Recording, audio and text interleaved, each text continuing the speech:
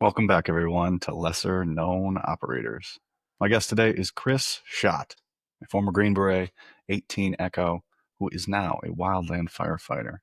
A wildland firefighter is a professional firefighter who works to suppress and manage wildfires in natural areas like forests and grasslands. He is part of the Medford Crew 10, which is a federal Type 2 initial attack veterans hand crew out of Medford, Oregon. We got pretty deep in the weeds on firefighting, little stuff about the Army mixed in there. So I hope you guys enjoy the conversation. Please remember to like, subscribe, share, comment, send these links of these episodes off to your friends and get word out there. I do appreciate you guys. Thank you for listening and enjoy the show. Right. Chris Schott, welcome to Lesser Known Operators. Thanks for coming on, man. Yes, sir. Thank you. Yeah, to my unscripted program here. Now, you jumped out to me because I was looking for somebody in the what we consider special operations of firefighting, and you just luckily happened to be a Green Beret, so it worked out. So I know your background pretty well, but really what I'm interested in is the firefighting aspect of things. Because when I was doing my research on you, it said you'd found a sense of community when you got into the firefighting after the military. Take me through that a little bit. So got out in, December of '09. Tried to go back to school for a little while. Actually walked on to a D2, a small D2 school in the spring of 2010 in Eastern Tennessee. Wanted to play football. There was a little bitty community college, not community college, a little bitty D2 college that had gone to the Division II national championship, and they said they'd take anybody on the team, walk-ons, whoever. And I said, that sounds great. It gives me a sense of purpose. You have a regimented schedule, things like that I knew that I needed, and also get to play football again. It's something that I wanted to do. Walked on. It was apparent almost immediately. We got into spring practice. That was not it. Like I went head up with. I was playing linebacker at the time. And this was probably about a month into spring practice, or we'd done like winter workouts and then went into spring practice. And man, my shoulder, as soon as I went head up with this other dude, he was huge too. I was about 220 at the time. He was about 240, 260. And my shoulder just popped out of joint immediately and just like I had no control of it. And so anyways, did like a week of that and was like, this ain't it. Then my daughter got sick, had to move back to, lived in Fayetteville. Obviously in 7th Group for 5+ years and tried to go back to school there. Wasn't working. My then wife, her parents had a piece of property on the Outer Banks in North Carolina. So we moved out there and tried to go back to school again. That didn't work out. School wasn't for me. It just was not. I had a really hard time with it. And then was a cable guy for a little while. Which actually that was super fun. Out of all the jobs that I had after I got out, being an Echo. I'm gonna write that one down here. Cable guy, got it. Yeah, yeah. Out of all the jobs that I had, it was super fun. You get to talk to people. They invite you into their house. They don't even know you. You saw some really nice houses being on the beach, tourist destination, especially the Outer Banks. You could go anything from a single wide. That just you're like, what the hell? You could see through the floor, or you could be in the next house. You could be in a 10-bedroom, 4-story beach home, multi-million-dollar. You're doing a bunch of installs for TVs and things. But that was quite the range of individuals that you run into and that you talk to on a daily basis, and that then invite you into their home. So you had to kind of be a people person too, and I do like talking to people. I talk quite a bit. So it just made like a really good fit for me. We had a contractor come in. I worked for a subcontractor for Charter. They came in, took half our jobs. Then people started getting laid off, and that's what happened to me. So that was late 2012, 2013. I actually ramped up to try and go back into the Air Force. Did a bunch of working out. Was like, I want to go be a combat controlman. And so I started down that process, started working out a whole bunch, crossfitting, swimming, hiking, running. And then got into the recruiter, did a past. And then we had the furlough that happened. I think he said that and I was 3 months in the process at this time, and he said that my paperwork sat on somebody's desk for the entire furlough, which is I think was a month or something like that, or 3 weeks. And he said we got to start all over again. And I was like, okay, man, let me go just touch base with the wife, and she was like, that's unacceptable. We don't have, because we were trying to get out of there. It was she was a nurse at the time. I mean, it still is, but being a nurse in the Outer Banks, you think, especially with the amount of influential people that are there and how much money is generated through the local population. It's actually a minimum wage economy to include some of the jobs there, even for nurses. She made a really good amount of money, a really good wage in Fayetteville, and just didn't correlate to the Outer Banks. And so we were looking to get out of there as soon as possible. Even though we loved it, we loved the beach.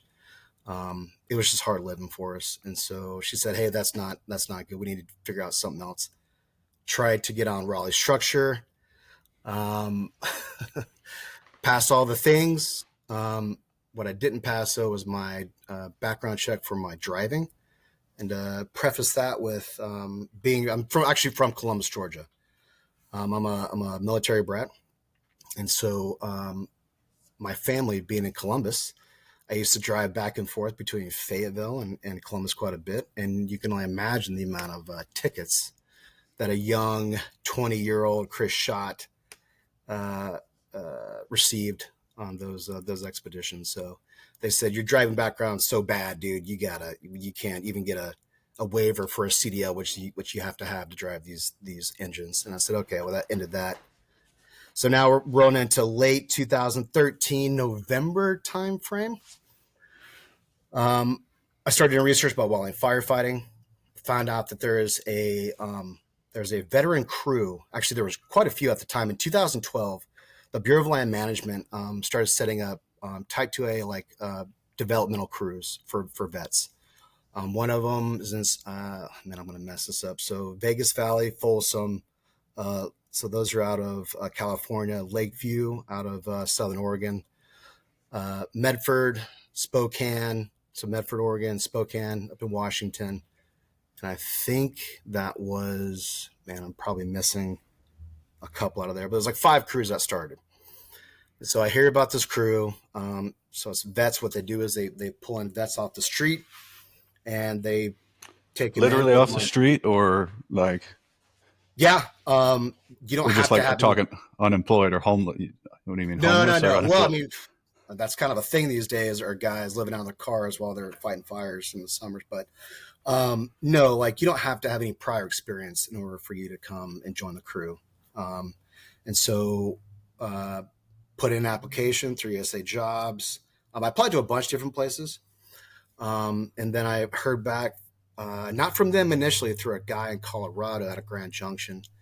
And he said, hey, did you apply to Lakeview out of Southern Oregon? I said, I did, but I haven't heard anything back. And he had a connect.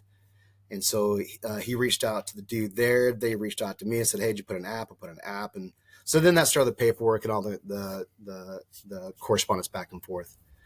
I think, let's see,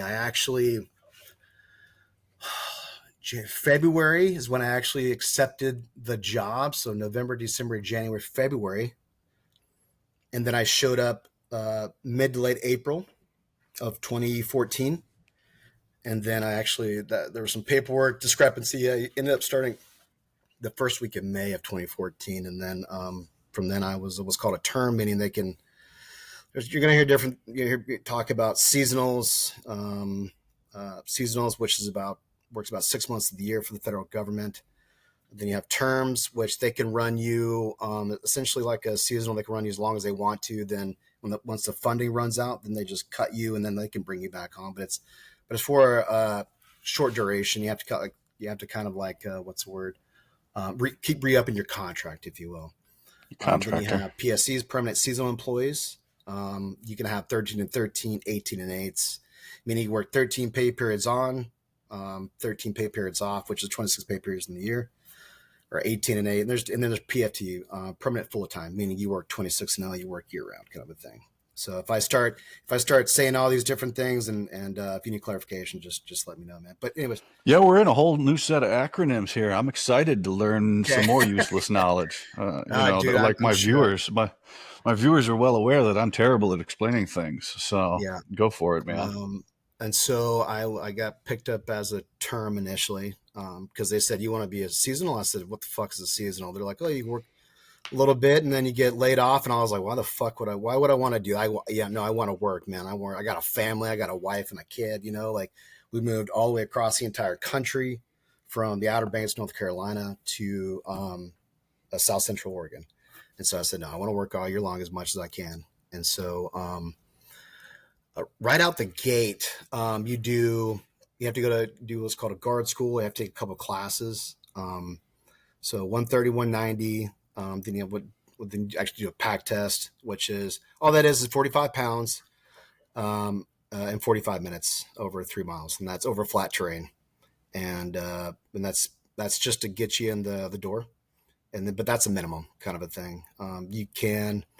They do have like higher elevations. They have like gradients, and they can add like 30 seconds per like 1,000 feet or something like that for people a little bit higher. But at a minimum, 45 pounds, 45 minutes over a flat terrain in 3 miles.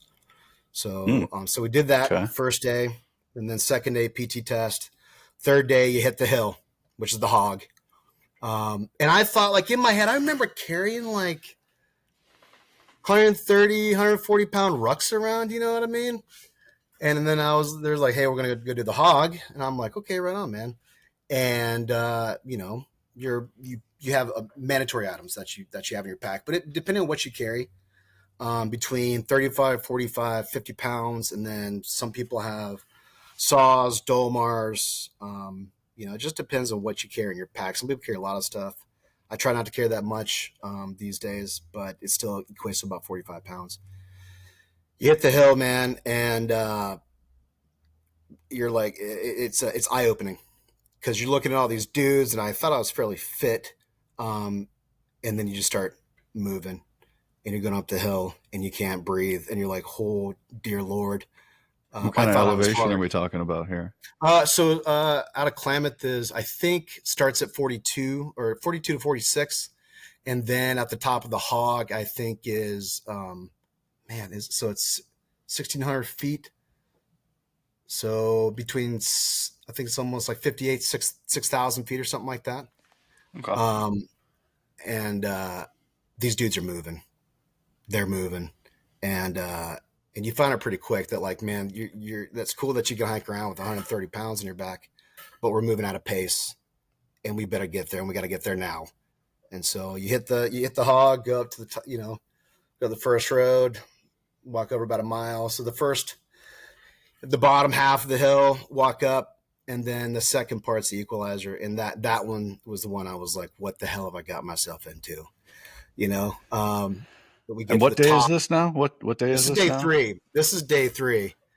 Okay. But like I said, it was just like I said, I thought I had a leg up going through like selection and stuff like that, man. And I just realized out the gate, like, man, this might have been a little harder than I originally thought.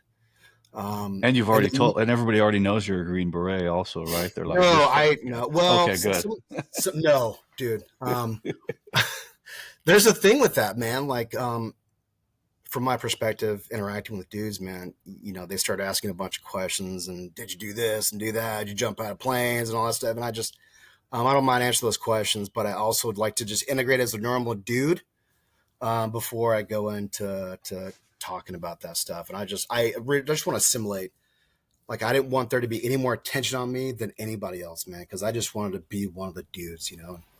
And I mean, we're also talking. I mean, like I said, this is 2014. I mean, Timmy, one of the squad leaders, had been in Afghanistan in '02 with 187. He had done some work with some fifth group guys over there. He was a sniper on in the 101st. One of the other dudes, really good buddy of mine, was in Ramadi and Fallujah. One of the other seniors on the crew, and there's some civilians on there too, which is still important to us. Like we talk, it was a vet crew, but there's still civilians that we hired because like the majority of the fire community are civilians, that work for the federal government. So it's important to us that at least that we thought that we not just be insulated in a straight bro vet crew, that we could interact and bring civilians on and it kind of evens us out a little bit. It brings perspective on the crew that it's just not all talking about just bro that stuff. You know what I mean? So anyway, and like I said, we're doing PT, we're doing classes. And then on top of that, we're going out, we're cutting. So what the crew originally set up to do was, or set up for, it was a fuels crew, also known as, it was called a BD or biodisposal crew. And all we did, we weren't in the class and we weren't PTing and we weren't hiking on the hog. We went out to a unit or a couple units and we just cut juniper. Well, I didn't cut juniper. I was stacking it, dude. You talk about going from a hard charger, okay, a former Green Beret, to, hey, your job is to stack these sticks and they better fucking be stacked well, because we're going to burn them later on. If you don't stack them properly, if you don't stack the sticks properly, they're not going to burn well. Gonna leave a ring. We don't want that. And so humbling is a word, most certainly. Why are you cutting the juniper? Oh, so it's just fuels project. So it's called Junicide. So juniper in Southern Oregon, actually a lot of places, is an invasive species. And so we're going out there. Clearing's for a project. Actually, that one was for a wildlife pond. So we cut around this pond in order to, they're going to backfill with water and bring the water level up. They didn't want a bunch of juniper in there. So we cut the juniper out. And then we were on that project for a couple of years, and then we burned it, and then they filled it up with water and stocked it with fish and stuff like that for recreation. And so that was just one of the projects. But BLM is known because you have like Forest Service, right? That has like trees. That's what Forest Service does. Is they most of the Forest Service units out there have like a local, like a lot of trees they're known for. BLM is known for sage and juniper. And that's just how it is. Except for Alaska, the entire state. That's kind of like, what do you say? Like, what is the damn black fucking spruce? I think it's like black spruce or something. I can't remember. But since it's just a big old boreal forest and it's just a big old bog, the majority of it. You got some of the mountains down south and up north, but the majority of Alaska is just black spruce, and it's just a big old Do you get bog. sent to Alaska as well? Yeah. So let's see. Or Let's see. what's My first. here? Let's back up one. Yeah. What's the title? What's your title that you were looking for Oh, when you first got into it, and what's your title now? my title was range technician. You were not a wildland firefighter until, oh man, 20. When did they change that? 21, 22 is when they actually changed it over to the 045. The series actually became a wildland firefighter. So I was a range technician for the first 4 years or 2 years of my career, and then I switched over to a forestry technician, and then that got changed again to Wildland Firefighter when the new series rolled out. And so now I went from a crew member, a GS3, essentially I might start talking about like GS levels. You can almost equate GS directly to E levels if you want to talk about it Okay. like that. Yeah. It's almost the exact same responsibility level. So I was a E3 man, lonely crew member, as they say, Stacking stacking juniper sticks. sticks. Oh yeah, man, making piles, and then eventually I got to get saw. You have to take classes, tons of classes. So long story short, before I forget, my title now is supervisory wildland firefighter, and I'm assistant on a Type 2A veteran hand crew out of Medford, Oregon now. So Okay. been in for you count seasons, you don't count years, which is kind of different. So 14, 15, 16, 17, 18, 19, 20, 1, 2, 3, 4, 5, 12 seasons now, man. Hmm. And so, yeah, you start, and that's the thing with getting into this job, especially is a lot of vets coming out. You generally see the guys that did the 2 to 5 year enlistments that want to jump over anything above that. Sometimes we've seen 7 to 10 year enlistments. I've even run to a couple of commissioned officers. Actually, one guy on my crew right now. He is a former infantry officer. Good dude. He's been on the crew for, I think it's 8th season now. But I think just inherently due to the amount of work and the type of work that it is, You don't usually see those older, 10 plus year enlistments coming in. And if you do, they're right around that 37, 38, cutoff time frame. And it's just around that age, man. It's hard. It's hard on the body, dude. It really is. Um, and I'm gonna catch some flack for some of the stuff that I'm gonna say because obviously, being in the army, going through selection, things like that, um, hard. You have your days, man. But I would say, and it's not just my perspective, and I've touched base with a lot of my buddies just to see, like, am I being a bitch about this? But on a day to day basis, operationally, I do think being a wildland firefighter is harder than it was being in the service. Now, obviously, you have those days overseas, man, where you're in the middle of like hard combat. I listened to one podcast, one of yours actually the other day, talking about those dudes up in Kanar and walking the hills and do that. It's gnarly. That's some gnarly stuff. And I'm sure those dudes got smoked. You hear about the, 25, 30, 40 pounds in a deployment and things like that, walking the hills. And but on a day-to-day basis, year in and year out, it's extremely physical. It's not uncommon for a dude, myself included, you'll lose between 10, 15, 20 pounds a year. And then it just comes screaming back on in the off season too, which we'll get into later, which is it's just up and down every year. It seems like you build up, you go through each season, you build up just to be torn down. And as you get older, we're talking about that age thing. And as you get older, it's hard to get back.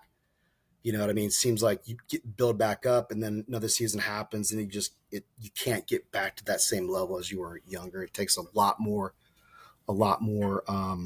recovery and a lot more attention to your body the older that you get in the game. But yeah, so like I said, long story short, or to get back to it, yeah, going from I'm not gonna say E6 in group, but I'll say PV6. Yeah. I did the thing, in group for a little while, and but like I said, having to humble yourself and then being told, "Hey, motherfucker, go stack those sticks, and you'll learn how to get on the saw once you get your class and it's called S212, and that's just essentially you have to go through training.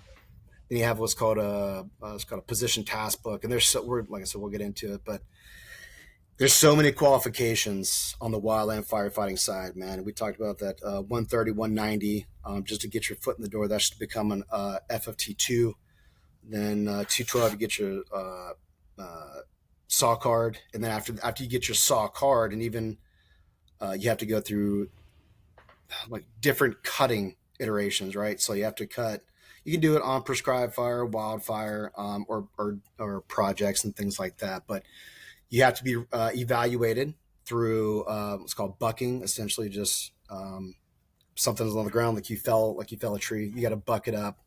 You got to read your kerf, your binds, and then also you got to do some felling on top of that. Once you get through that, it takes about depending on how comfortable you are. A lot of this is comfortability. Takes about a couple months to get through, and then that's your faller 3. Then you go to faller 2, faller 1, and these are all once again new position task books, and you get task books for everything. I just learned about task books. Yeah, when I was down in North Carolina, I heard about that. Yeah. Yeah. And the colloquialism for this is hot shot, right? No. So I'm glad you asked that. So when everybody thinks about wildland firefighters, they think about two things: smoke jumpers and hot shots. There are crews or other entities that exist below hot shot, and so let's see. So there's type 2 crews, and I'm going to break this down to where like how can I equate it to military lingo? Like type 2 crews, like your standard, like I would almost see like reserves. They can mop up and they can hold during like firing operations and things like that. And even under some guidance, they can kind of do is called go direct, meaning they can they can dig line on the fire. But generally speaking, with type 2 crews, they don't have that much experience. That's another thing that comes with the typing of the crews is is qualifications and experience.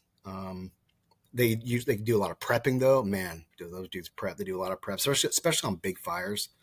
Maybe they won't be up close, but they'll be a couple miles away or prepping a road for it to burn, or what's called a contingency. If you have an operation going on, some division of the fire that doesn't go so well, they can. It's just like a pace plan. They have a pace plan, and so there'll be different crews working on this pace plan. Usually, not say usually, but sometimes working off of roads, prepping roads. By prep, we mean like they'll be given a standard. Okay, we need 30 foot, 60 foot, 100 foot. We need everything limbed up. We need for it to be thinned out, meaning all that brush is removed. Any excess fuel on the ground that can create unfavorable results right where we're going to be burning. You want to be able to moderate that fire behavior as you start burning, at least within a certain amount of distance from the road. Like I said, and there's all different kinds, man. 30, 60, 100. It just depends on the fuel type and where you are and how much time you got. So Are there's you type.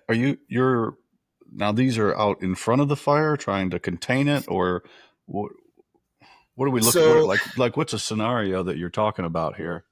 so usually type 2 crews, like campaign fires, like big fires, man. Sometimes you'll be working adjacent to the crew. You're not going to stick, depending on how big the fire is. What are we an initial attack? Extend. There's a lot of things to go over here. But I guess let's get back into the typing of the crews. Working adjacent to the fire, if you will. They're not Okay. directly out in front of it, although they could be, 10 to 15 miles if they come up with a pace plan and based on what the fire behavior is, the expected weather, they might stick some crews on the periphery or maybe even out front, but way, way out there to where they're not going to be impacted whatsoever. In the event that something happens, they have plenty of time to egress but like I said, that's what the type 2 crews are usually doing. It's just usually prepping or holding for a burn operation. Like I said, but it also depends on their experience level, how much fire experience they have, and then the qualifications based on the supervision on that crew. And that crew can range between 18 and 25 guys, depending. We'll move into type 2IA. Once again, varies on qualifications and experience. A little bit more experience. The suit probably has a couple more additional quals. Probably, let's see, I'm trying to remember I think it's a minimum IC4 there. And these are command or operational qualifications too. And there's a bunch of them. There's aviation qualifications. There's logistic qualifications, operational, and then and so anyway, these leadership positions, they have you have to meet a certain minimum in order to be, like I said, like a supervisor on like this type 2IA crew. There's minimum qualifications that I have to have in order to be an assistant like I am on a type 2IA crew. And then same thing for squad leaders and even crew members from the, like, if you want to equate it, like the GS6 down to the GS3 level. But the type 2A have a little bit more, they have some experience. They don't have to have a whole bunch, but they have at least a couple seasons. Their squad leaders, have leadership courses. Their assistants have leadership plus some operational experience, and the supervisor probably has obviously the most operational qualifications.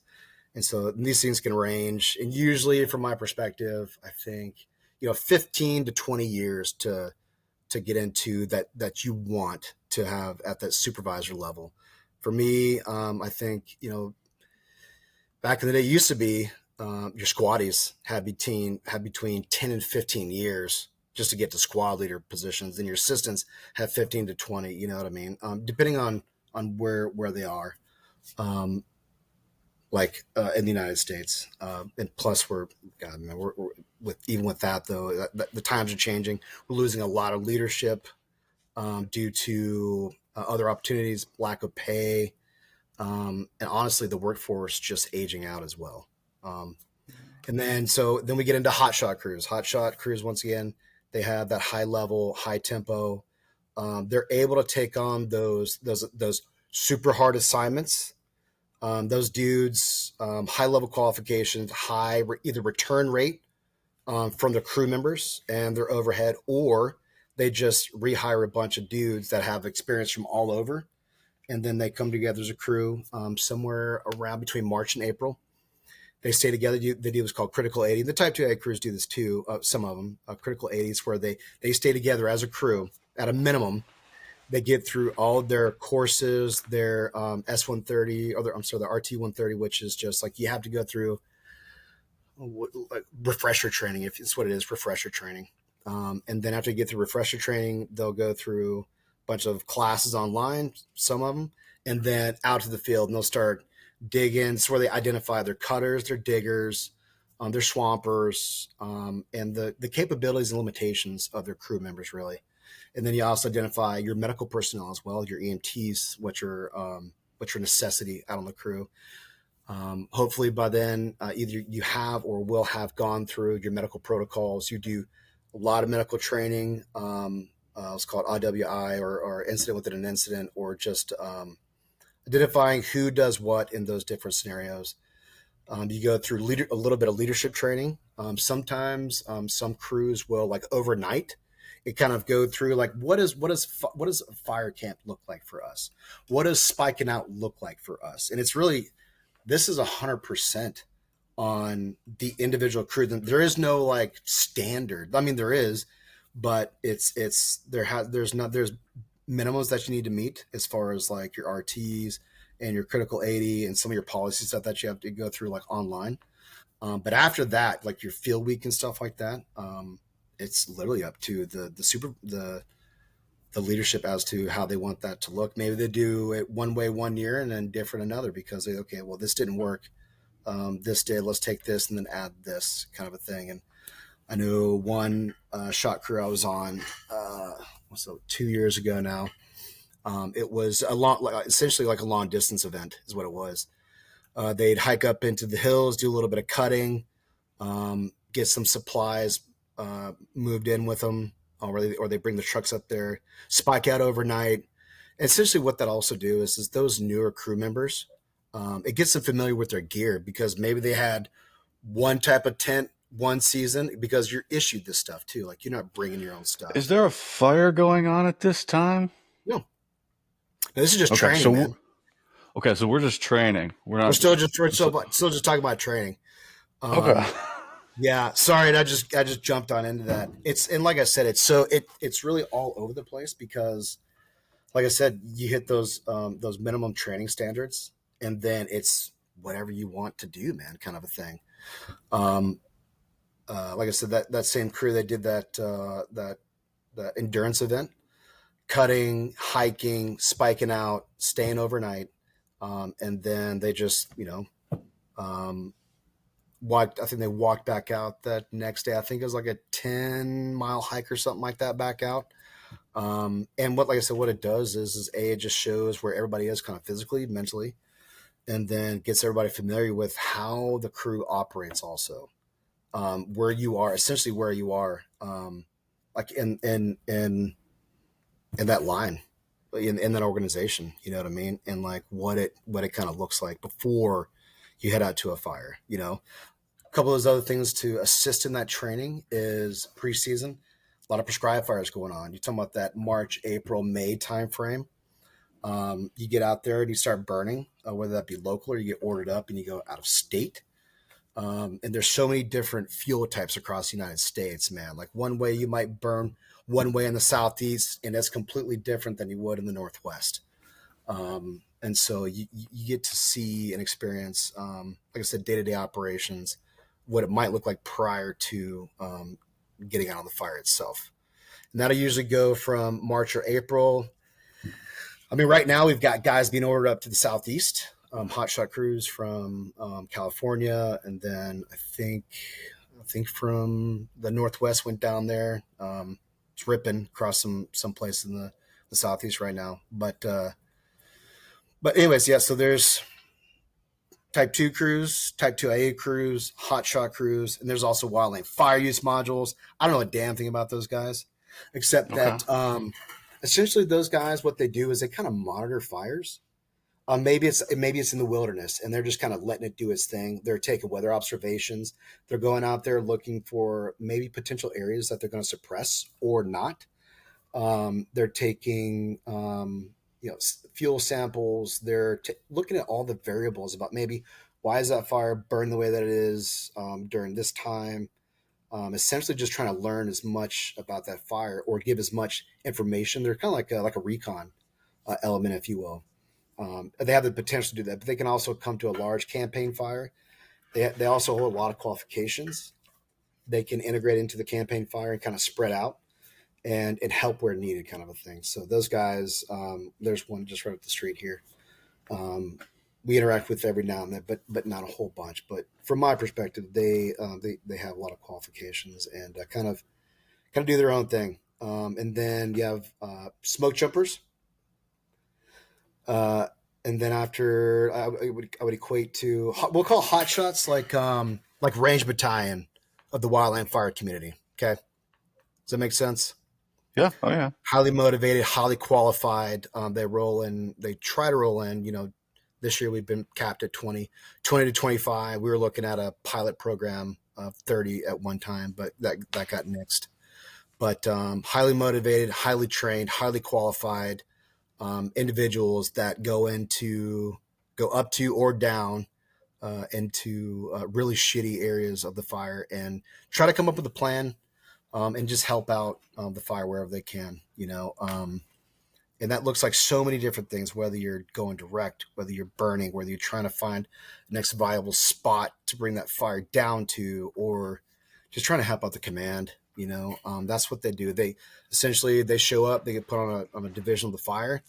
Usually they kind of just get let go and say, hey, we need help. Can you help us figure this out? While they deal with the fire deals with logistics and other operations and things like that. So, for you're listening at home right now, right?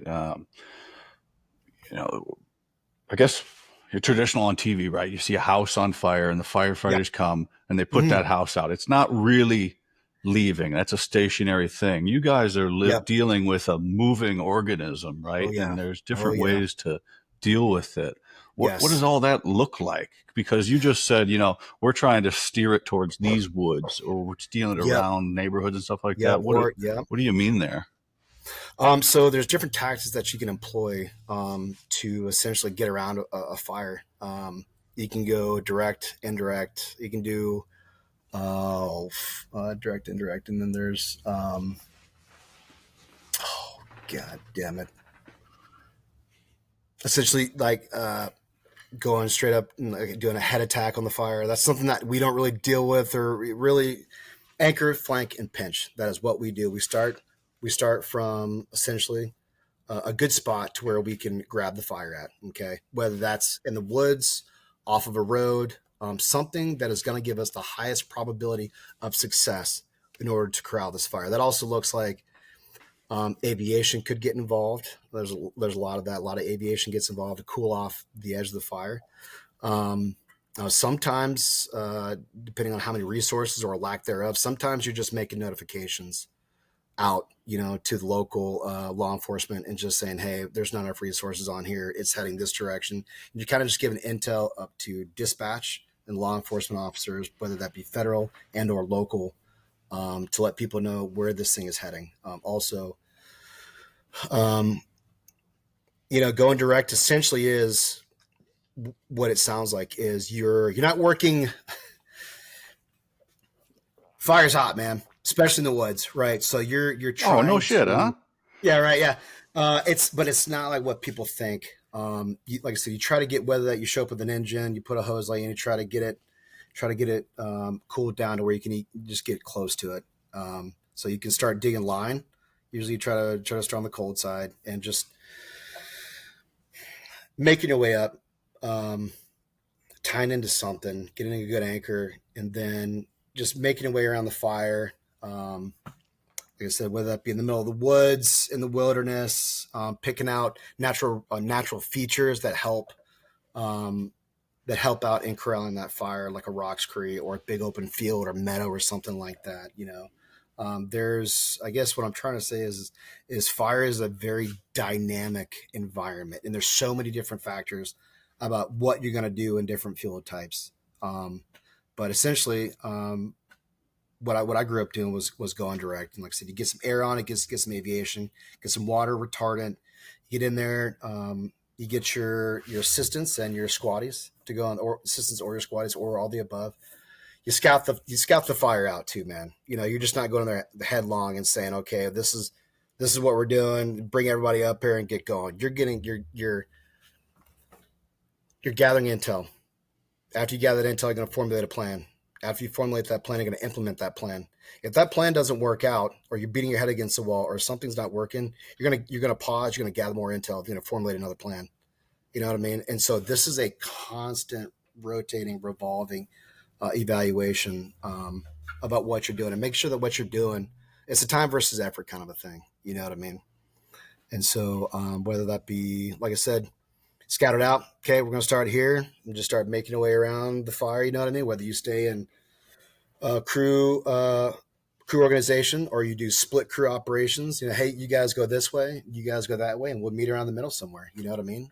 Or hey, this thing's already cranking pretty good. We're going to gather as much intel as we can for the incoming team, because you've gone from an IC5, which is like a low complexity, single tree kind of a thing. You get an engine, you cut the tree down, squirt it out, you mop it up. You know what I mean? That's kind of an IC5 to an IC4. You start talking about increased complex situation, whether that be terrain, a couple more resources, size of the fire, or if that thing just starts cranking, you're just going to call a team in and just going to gather as much intel and stay as resources and make notifications that you can. And like I said, this it sounds it's like it's not as simple as just rolling No, up. You know what I mean? And and saying we're going to start here, and just there's a house there, put it out. It's just not, man. And plus another thing too is, with all this being said, is safety. Safety is our number one concern. You know what I mean? As we roll up to a fire. Okay, so first thing, you got a couple of got your 10 standard firefighting orders and your 18 watch out situations, and then after that, you have your basic like your briefing checklist, if you will. One of those things is that we have, as prior to rolling out, you're gonna get through. Let's see where you are, what you're talking on, what the situation of the fire is, and also, so you're gonna go through LCES, lookouts, communication, escape routes, and safety zones. These are things that are just identified. So lookouts, you're going to post somebody to literally look out or look at the fire if at all possible. Okay, that means maybe there's a bare spot up on the hill back there. Maybe we can get up there and take a look at that fire and just keep eyes on. But you're going to post a lookout wherever you can. Communications, obviously, what you're talking on, that's going to be back to either dispatch or internally to the crew. Escape routes. If things go gunning, what are you going to do? If weather comes through and this thing starts raising up and kind of getting to a position where we can't really work with it, where are we going to go? Escape routes, safety zones. These are things that are pre-identified or identified along the way, because as you get into those woods, or as you get off that road, or as you get into that wilderness, these things just get further away, and it's incumbent upon you to time, or at least estimate or know how long it's going to take you to get back to the trucks, get to the safety zone. Generally speaking, man, as you're working in the woods, you're going to find out, or a lot of people find out, that there's not a whole bunch of those. They're there, but they're not. There's some standards that we use, and it's called the IRPG. Essentially, it's like our Ranger Handbook. Okay, of the Wildland Firefighting world. It's got a bunch of stuff in there, but there's some standards about safety zones, and you look at the standards in there, and you're just like, man, that ain't anywhere. Which they're working on to update that. But like I said, safety is tantamount and paramount to anything that we do in the woods. Okay, whether that actually be in the woods, and or now we're increasingly coming into contact with what's called WUI, the Wildland Urban Interface. And dude, it's increasing every year because as cities expand into nature, people aren't. It's not they don't want to. It's just they don't realize like how much standoff they actually need if a wildfire rolls through their neighborhood. You know what I mean? And as we've seen recently, it's coming increasingly. It just seems to be happening a lot more toward like that wildland urban interface. It just yeah, you just dealing with it. So, It sounds like a stressful environment there. dude, it's Um, super fun. is that It's a is that why lot. you guys It's are drawing? Is that why you guys are drawing veterans? Because I'm sure you've noticed civilian life is kind of boring. Um, no, like honestly, man, I just think that like I said in 2012, the BLM they wanted to start up these vet crews, just to kind of um, maybe just get another, just get people getting out of the military and integrate them into the federal government in wildland fire because it does seem to be the correlation does seem to be there. You got you have a command structure. You have something very akin to rank and file. You know what I mean? From the supervisor, assistant, squad leaders, and then your leads, and then you have your crew members. You know what I mean? And so you also have that. It's not, what's the word I'm looking for? That camaraderie. That camaraderie, man. It's deep, and you also have like for me, like I said, I knew I needed structure, something I identified pretty, but it doesn't have to be like the militant structure that we knew in the whatever branch of military that you're in. That's a lot of guys got out because they liked that structure, but they didn't like the BS that came along with it. You know what I mean? That you'll do as I say because I'm in charge of you, kind of a thing, which is a whole different perspective. Because guys know now, especially coming out of the military, um, you can't there you ain't talking to dudes like you were in the military and expect them to stick around. It is a completely different leadership style. um you have to you just not nicer is not the word, man, but you gotta know how to talk to people. You gotta know how to counsel people and mentor and guide in those things, and I think that is I think that's what we do pretty well. um or at least we strive to, on the wildland fire side. But the drawing for the vets, man, it's just to get more dudes in because and maybe this wasn't the initial goal when they set it up. It's just like the integration for vets into the federal government. But as we're lacking personnel on the fire line these days, it does seem to be that we're able to draw some of those vets in. So it's working out pretty well for us. So yeah, it's got to be a kind of a rougher life too, right? Because you're just go go go, and then you're off. man, And yeah, adjusting to that schedule's got to be, like you said, it's got to be tough on the individual. Just kind of like because of the ambiguity in the military, right?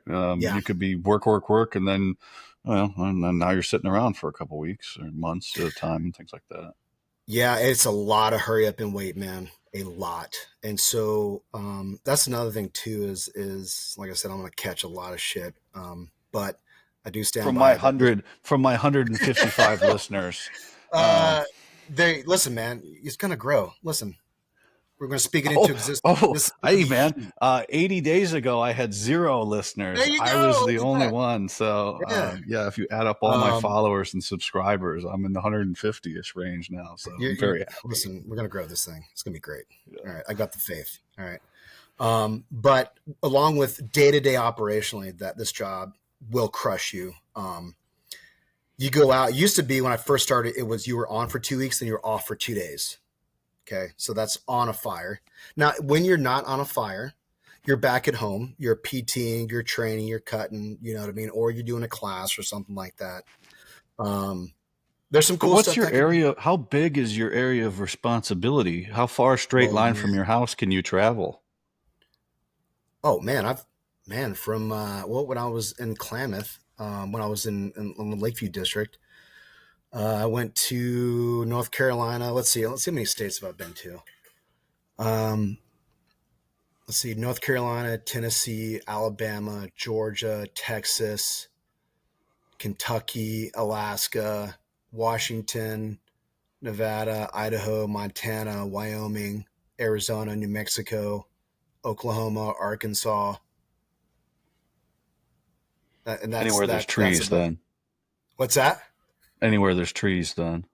Well, I mean, rangelands too. Went out to New Mexico or grasslands. Went out to New Okay. Mexico. The guys in 18 went to Oklahoma, and I was like, "What the hell?" Because I didn't go with them that year. I went to Eastern Oklahoma, which is on the Arkansas border. They've actually got some trees out there, like the tail end of the Ozarks on the Washitas, and there's a little bit of terrain in there. There's some trees, but they're out in the grasslands. And I was like, well, "What did you do in the grasslands?" They're like, "Dude, it rips." And The it's wind, fun. yeah, good. Oh man, yeah. So yeah, like I said, timber, grass, it does sage, it doesn't matter, man. We go where essentially where you get an order, and that's where you go. Now, sometimes because I think it was 2015. I think predominantly 2015 we stayed in South Central Oregon, either on district or up in the park, Washington or Pacific Northwest. There's some years where you stay local just a whole bunch. And there's some years that you're like in 19 and 20, we're up in Alaska. 21 was Southwest, 16 was Southeast, both spring and fall. That was, man, that was. But let's get back to kind of how I'm not gonna call them deployments, but we'll say deployments if you will. But Yeah. so when you get an order, and that could be any time of day, you're on what's called 2 hour callback. Um, Oof. yeah, yeah. There's a lot of restraints And that do. Yeah. So that's another thing too is we'll get back to. Okay, I'm jumping. I really should have built a template for this whole thing. You know what I mean? you're But good, man. I like we just jump around and get some things going on. I don't, yeah, I listen to other people's show and like regimented and things like that. I like listening and hearing it, have a conversation, just sitting no, down talking. fuck, man, we can do this for a while. But so after we do that critical 80, right? Um, you get, I mean, whether you're a hot shot crew, a type 2A crew, or even I'm not about type 2, but at least on the crew side, all the crews that I've ever been on, which, like I said, was a type 2A. We got qualified as a hot shot crew. I did a little bit of time on a detail up another hot shot crew up in Eastern Oregon. Then came back home, and then engine for a season and a half. Then went to another hotshot crew as a squad leader, and then I found this job as an assistant. But long story short, all those crews had 2 hour callback. And essentially, what that means is, especially on the weekends, but even during the day, even after you go home, you're subject to that 2 hour callback. Now, there's some wiggle room in there. If it gets to be like 8, 9 o'clock at night, you're going to come in the next morning. But if it's if it's like 1800, 1830 after you've gotten off you might come back to work. You might roll out that night and get as far down the road as you can. Now Uh, you might be doesn't and who knows where you're going. I mean, you could be usually right around this time of year. We're actually, as we're looking at it right now, region 3 or the Southwest comes calling. They start a little bit early in the season. Sometimes Alaska will pop off. So you'll travel down there. So you do 2 hour callback. You come in. Now that's 2 hours from when the soup gets his phone call, and so that's not 2 hours for you. That's so by the time it makes it down to you, it's probably about an hour and 15, 30 minutes or something like that. So you can only go so far. If you want to take a day trip, so we work what's called a 4-10 schedule. The majority of us did. Um, so you work Monday to Thursday, like 06 to 16:30. Sometimes guys on like Friday, Saturday, Sunday, like take a trip, maybe go up to the lake or go over to a little bit bigger city, about an hour and 15, hour and 20 west of us. Um, you better make it back because we'll leave without you, kind of a thing. We don't want to, but if you're gonna do that, let somebody know. Have your stuff yeah. ready so that. But when you show up, either A, you already have your clothes on, or B, you can jump in those things really quick, and then you jump in the trucks, or you might get a really quick brief. Hey, we're going to X, Y, and Z location. We're going to be, depending on where it's at, either travel status for a couple of days, or maybe we're just heading down the road a couple of hours. Don't really know until you get the brief from the soup, and he'll give you all the lowdown, man. So So when people are seeing news reports of a big fire popping up, how many people are already driving that direction by the time it makes it to the news? A it big really fire. depends. It depends on. So what we normally see is like what do you normally see whenever you think about a big fire? What I pops don't up in watch your the mind? news. It's all lies. From my time in working with the government, I don't believe a goddamn thing they're doing. I'm even suspicious of the fires.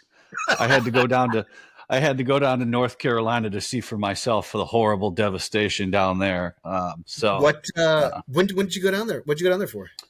I got there 10 days after the hurricane went through, 10 or 9 days after. Yeah, And we actually had incident management teams from all over the place, which is why I'm interested in hearing about like what they actually do, because all I did was hear about these guys. All they deal with is fire, but we were yeah, busy doing other shit. So I'm yeah. I'm interested to hear what they actually do when it's like fire time, because that's all we So had. Everybody came in from all over the country to work with us, but yeah. there's no such thing as a hurricane management team. They were all incident management teams, and 90% of incidents are fire. So one thing that we're running into now is we are running into, especially in the IMTs, is where we are losing a lot of what's called institutional knowledge.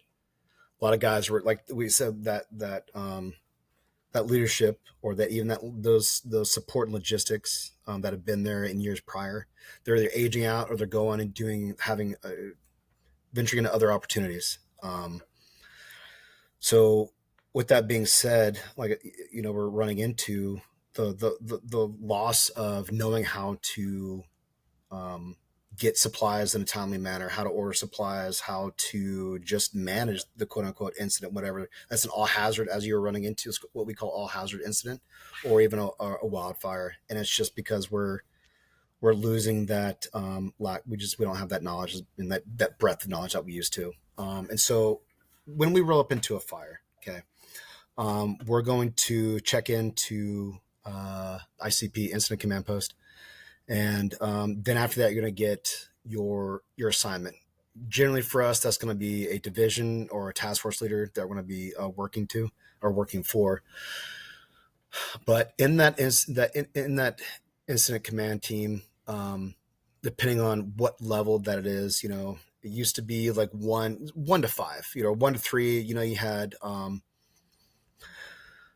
had the incident, you had the IC, deputy IC, then you have logistics, planning, operations. Then you have like your PIO, public information officers, and things like that. And there's under those different dudes, there's another huge umbrella of individuals that are in Oh yeah, support of. it was a huge org chart, Yep. and just people everywhere. It was very interesting. I had just something Yeah. I knew nothing about. So it's just interesting now that I know that because once you see something in another world and you go, oh, there's all this other shit going on. Yeah. It's just like the military. There's always another curtain of shit Oh going yeah. on behind there. You Yep. keep looking and you find more shit. So Yeah, there's especially like I said, I haven't man, I'm trying to remember. I haven't had to do an all hazard incident response. We started to gather up dudes to go down to Helene, and then the order got canceled. I'm not really sure why.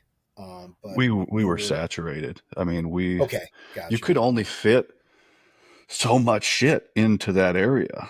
Yeah, Um, like these, I felt real.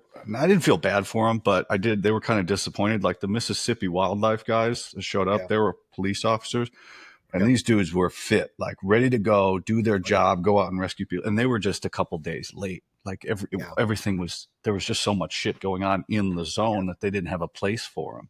yeah. Um, but it was the first 2 weeks. Now, not all of the shit's still going on in the zone, Mhm. 24 hours a day for Yep. weeks and months right now. But the incident management team, it tapered up over 3 weeks and then it started to taper down. I think we went 64 days until they turned it back over to the counties. Whoa. Um, Were and you there the whole time? I was there for 53 days. Dude, that's Gnarly. So That's nice. yeah, I mean, Nice. we were it was, but I was working for I was contracting, and then the contracting company I was working for was through the working for North Carolina Emergency Management. But I mean, the deputy commander, I think he timed out 3 times, Dude. so where he had to go home Yep. mandatory for two Yep. days. That's how long we were there.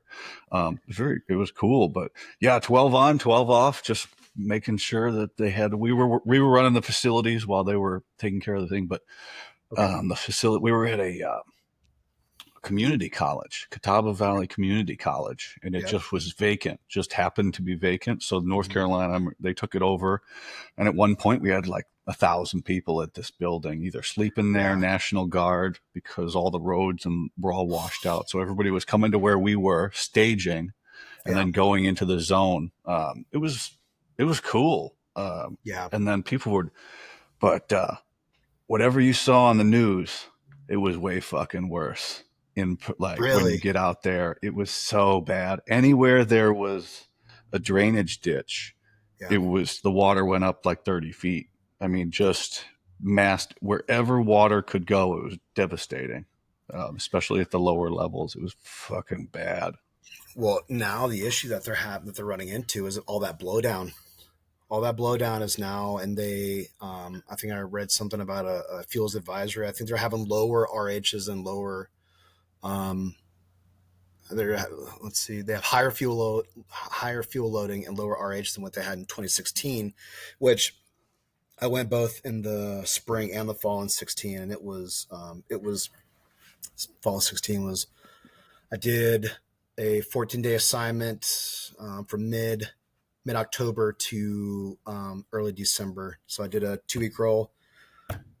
Took an extended R&R because my brother just happened to be getting married just a couple hours south of where I was based out of in southwestern North Carolina. And then I came back and did another 2 weeker, and then tried to stay for another 2 weeker. And then my boss was like, "No, you're going home, dog.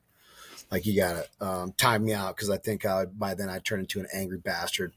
But that was gnarly. That was hard. People don't realize that working in the Appalachians, although they're not very high, they're very steep, and they're just Mhm. covered in shit, just 100%. When you start talking about, and it's very surprising, especially to guys that haven't been out east before, because the West Coast, man, like it's got some gnarly terrain in there too.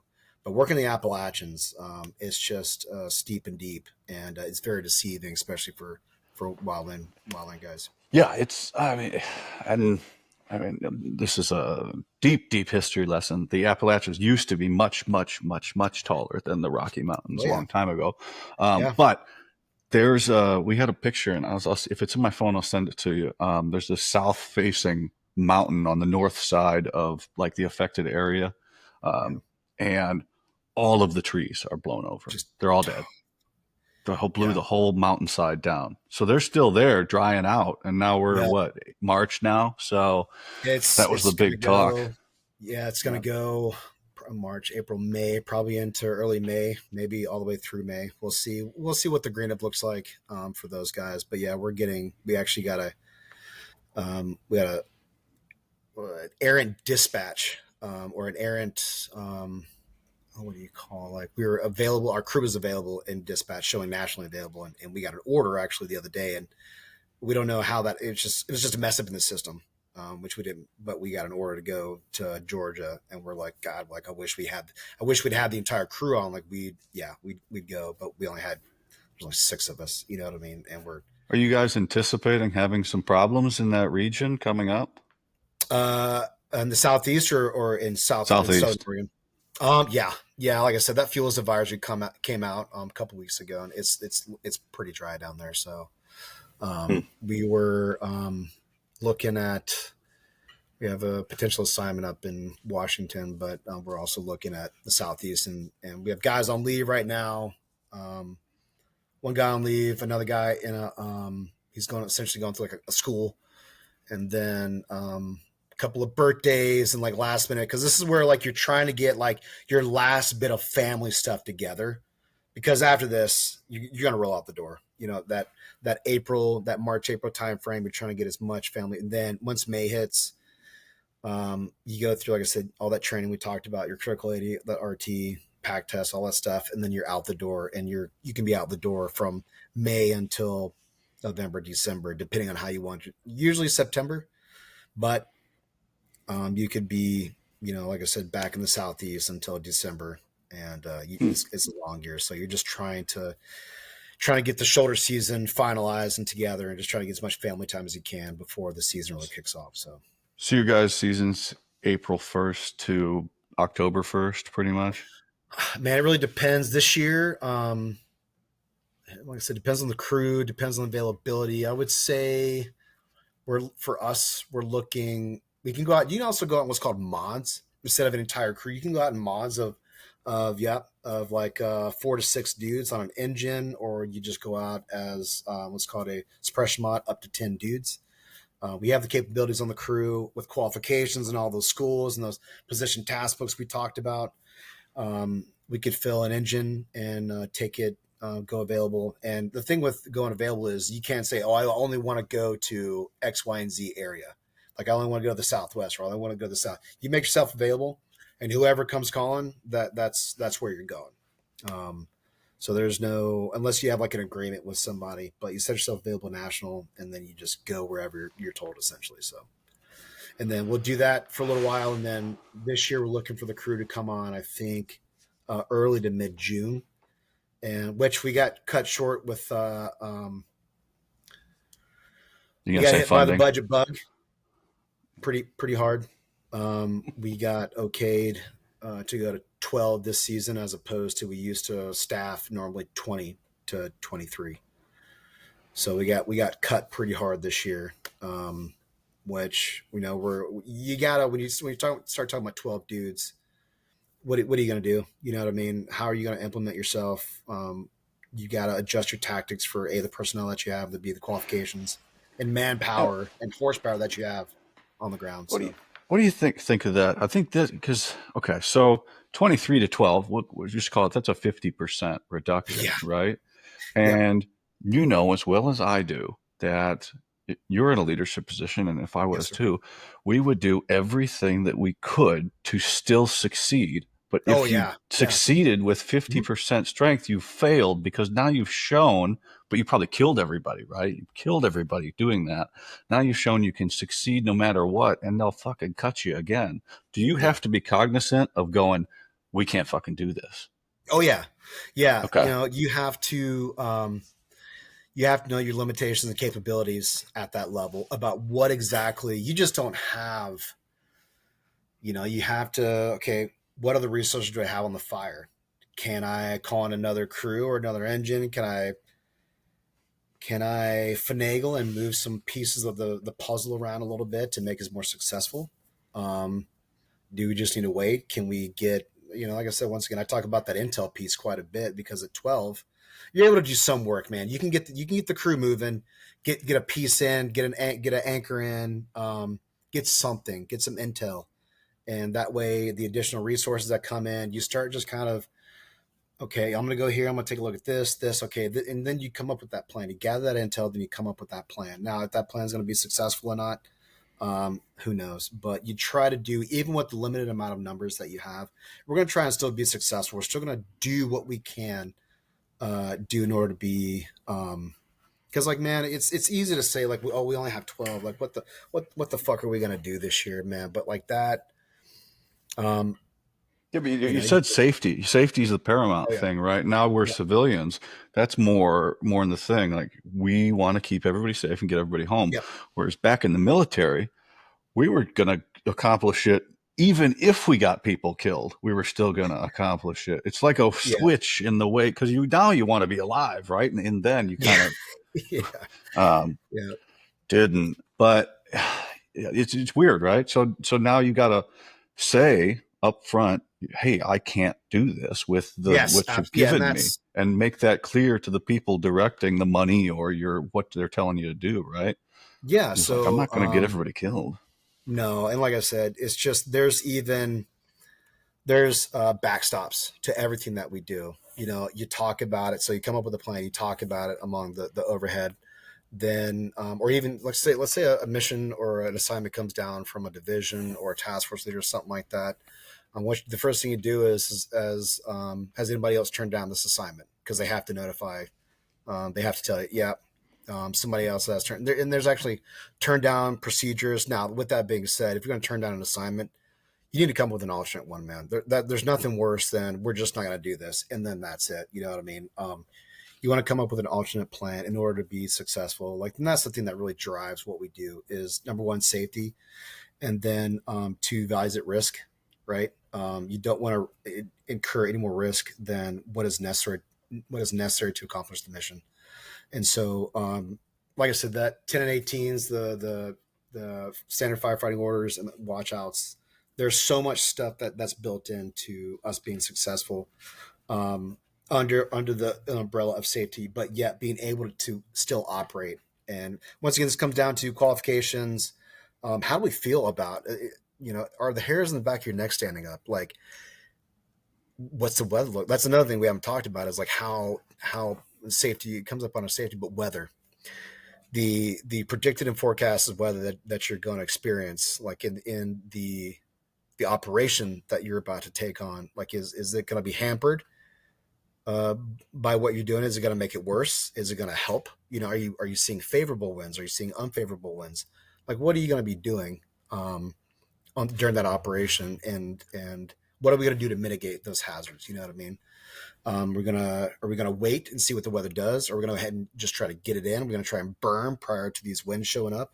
We're going on down into the hole. There's a checklist for building downhill line construction. We're going to post up extra lookouts and things like that. There's just so many different things. And once again, we're going under the umbrella of only having 12 versus 23. A lot of it's just, you have a bunch of, I'm not going to say type A personality. That's not the word, but it seems like everything that we do, we want to help and we want to contribute and we want to come, we want to either get the fire out or figure out what we can do to make it more advantageous for the next operational shift. So Yeah, and get everybody safely. Right. mm-hmm. Make sure everybody gets home. All Yeah. right, well, let's take it like all the way back here, man. So Okay. obviously we know you liked that feeling that you had when you're in the military because it seems Yeah. like it's a similar sort of thing. Yep. Why did you join the military way back when? Dude, man, we are gonna go back. Okay. Oh yeah, I So told you. I told you, man. I man, was gonna hit you. yeah. Um, man, we just dove right on into that. Okay. So I grew up I was a pseudo military brat. My dad was uh always my fucking hero, but my dad, let's see, let's say he was his dad. So my granddad was in the army also. He was in Vietnam. He was KIA, April '72. So my dad, I'm not sure if that really is really why he got in, or why he went in the military, because of his dad. But anyways, like I said, military brat. My dad was in and out of range battalion, and in 3rd Battalion. So born in Columbus, Georgia. When I was 5, moved up to Fort Bragg. My dad, or 5, let's see, 1990. He was in a unit in 75th, it was known as Ranger Recon Detachment, which is now RRC. I don't know how early in the game he was. I believe he was pretty early in the game, back in 85 or something like that. Okay. He was an RD then, and then actually he didn't jump into Panama. To my knowledge, he assisted some of the operators down there. He was like an auxiliary attached to him for an operation that they did in Panama. Did that, came back, and then I think he said he saw enough stuff. Moved up to Fort Bragg. He was on the Golden Knights for 3 years. So he traveled the world, circumvented the world like 5 times, I think he said, something like that. And so then after that, moved to Fort Lewis, Washington, which is now JBLM.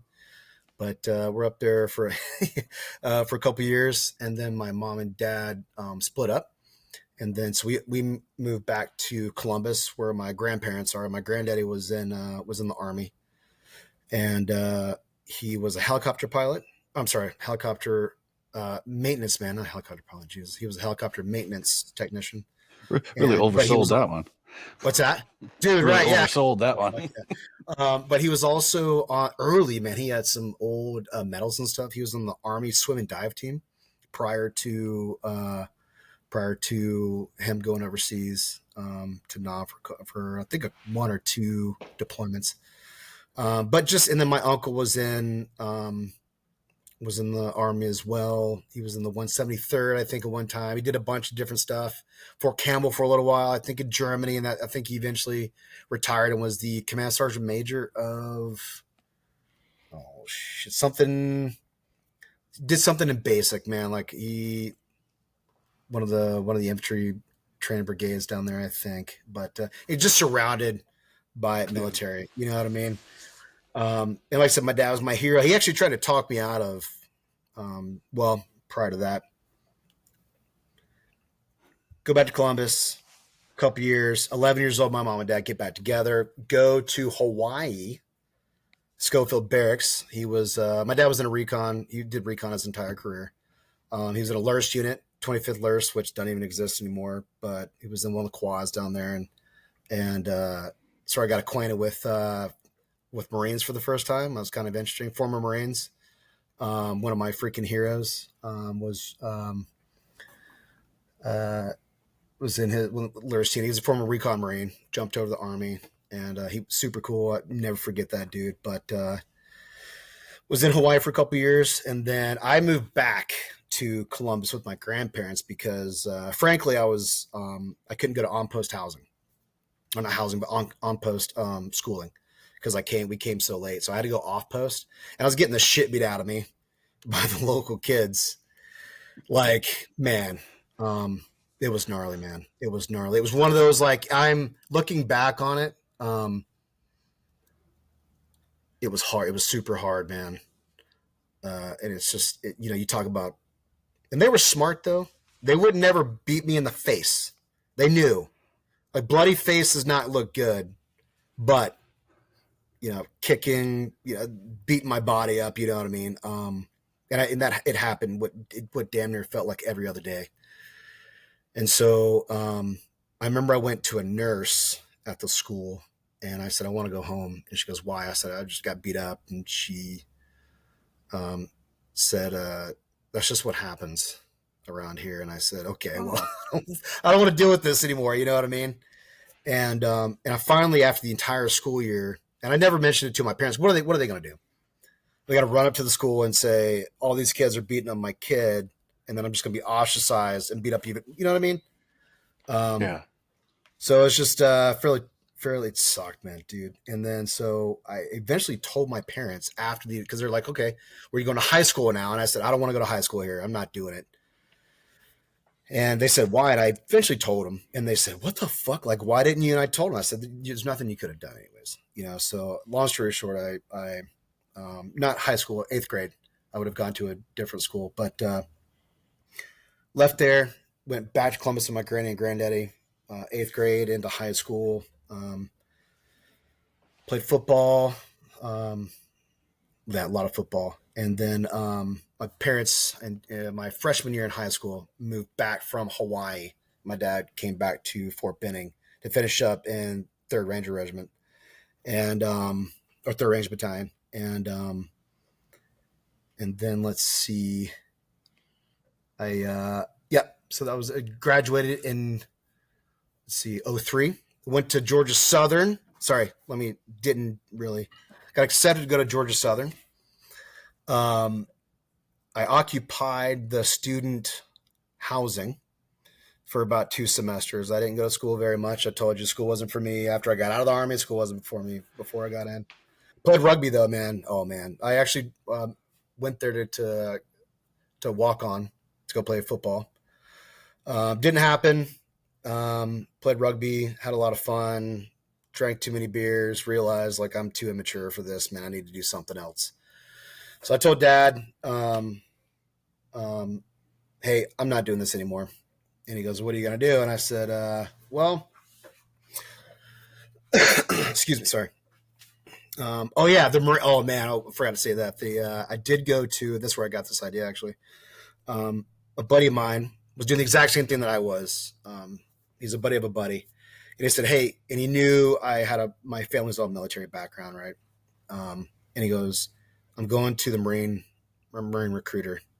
This is in like February of 04, March of 04.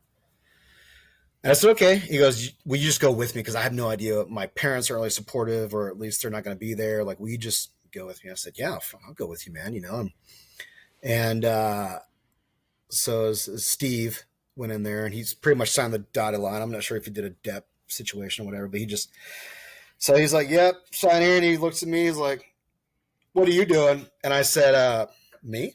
He's like, yeah. I said, oh, I just go to school with Steve, you know, and he was like, well, you want to join the Marine Corps? And I said, well, I don't know.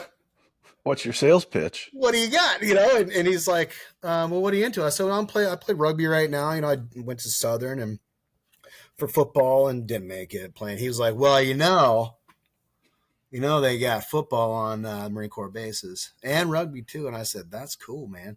I said, no. I said, my family's all airborne and qualified. And he's like, oh, I got you covered, dog. Yeah, you can go to airborne school while you're in the Marine Corps too. And I said, that's pretty wild, you know?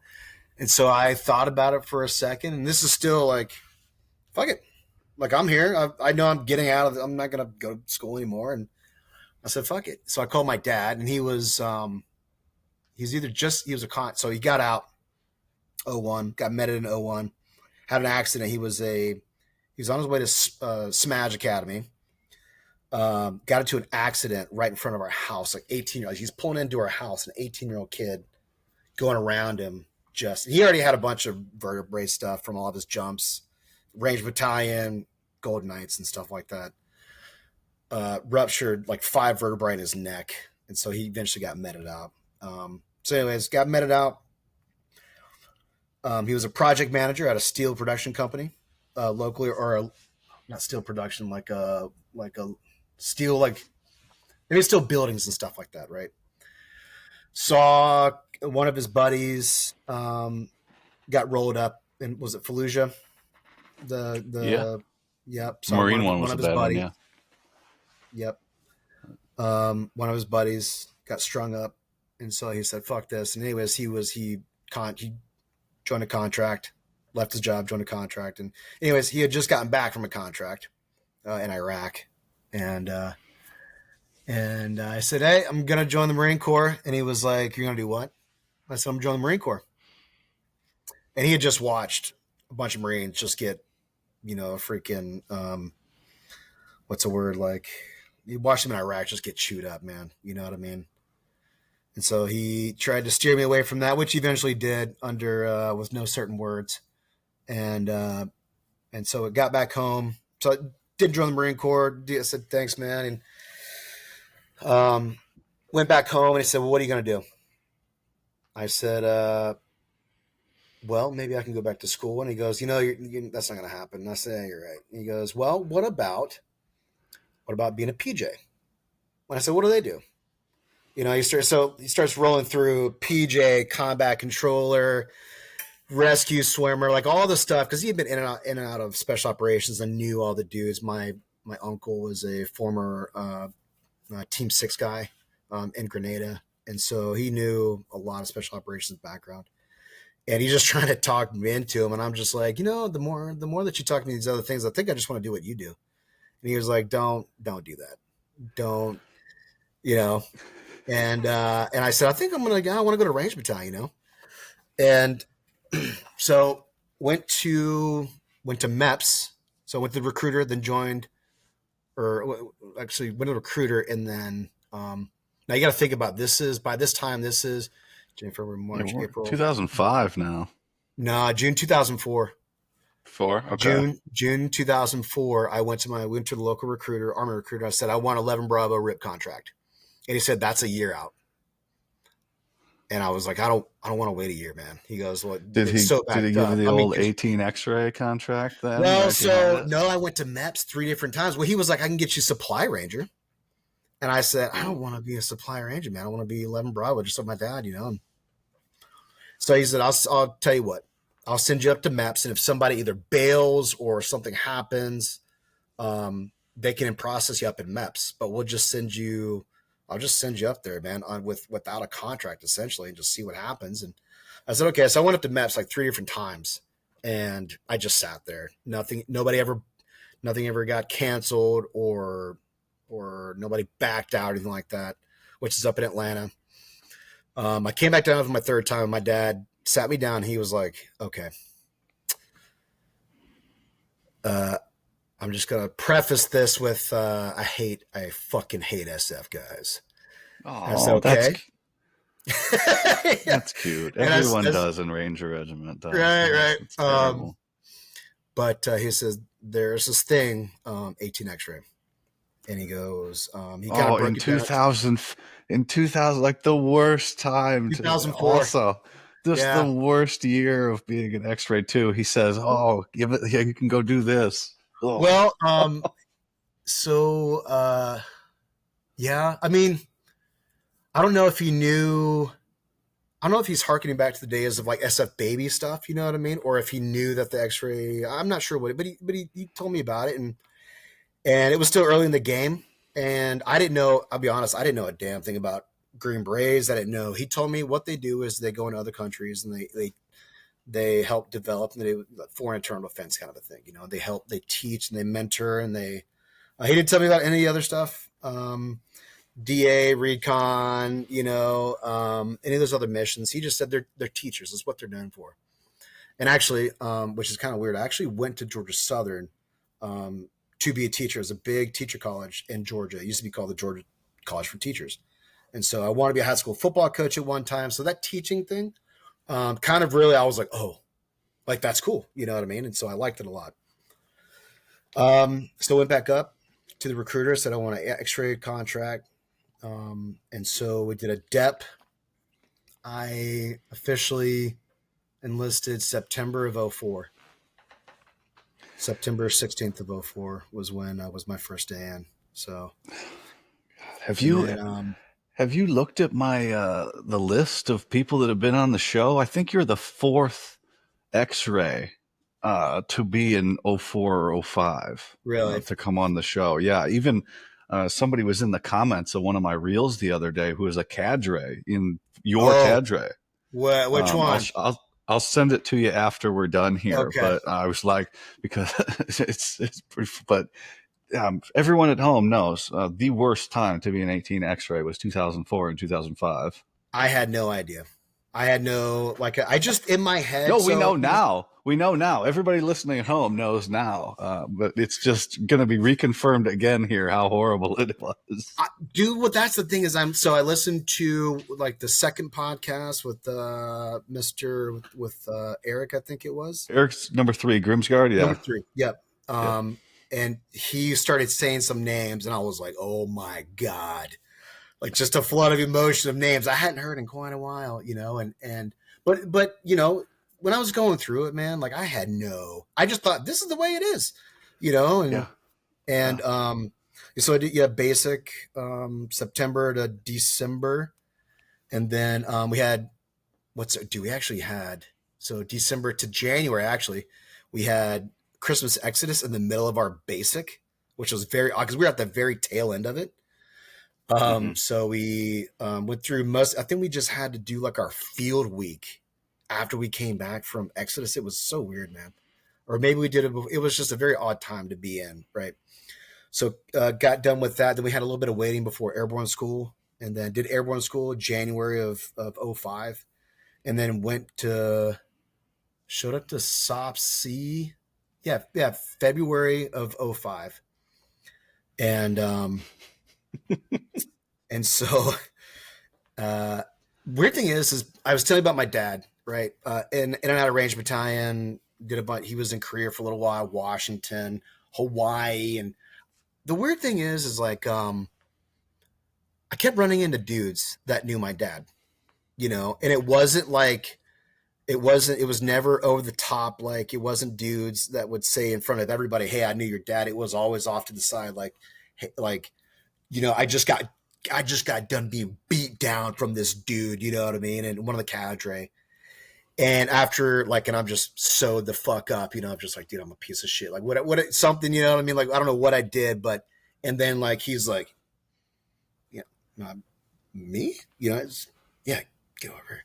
And, like, tuck over to the side. Hey, how you doing, man? And I'm like, I don't know who the fuck you are. He was like, yeah, your dad was my first sergeant, or, my freaking, uh, usually it was first sergeant when I kept hearing, or team leader or something like that, like, or I worked near your dad or around your dad or something like that. And they're always super appreciative of who he was.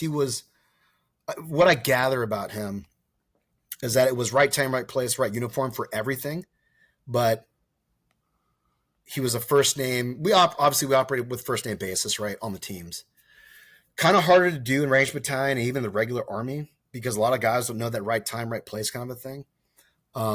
But he made sure that he was on a first name basis with not just his command structure, but even some of his lower guys. If they were having issues at home, or if they were just having issues at all, he'd bring them in, counsel them, and hey, John, Nick, whatever, whoever it was, like, what's going on? How are you doing? Instead of him just being first sergeant Schott, or he was a big dude too. He's 6'2", 260, very imposing individual.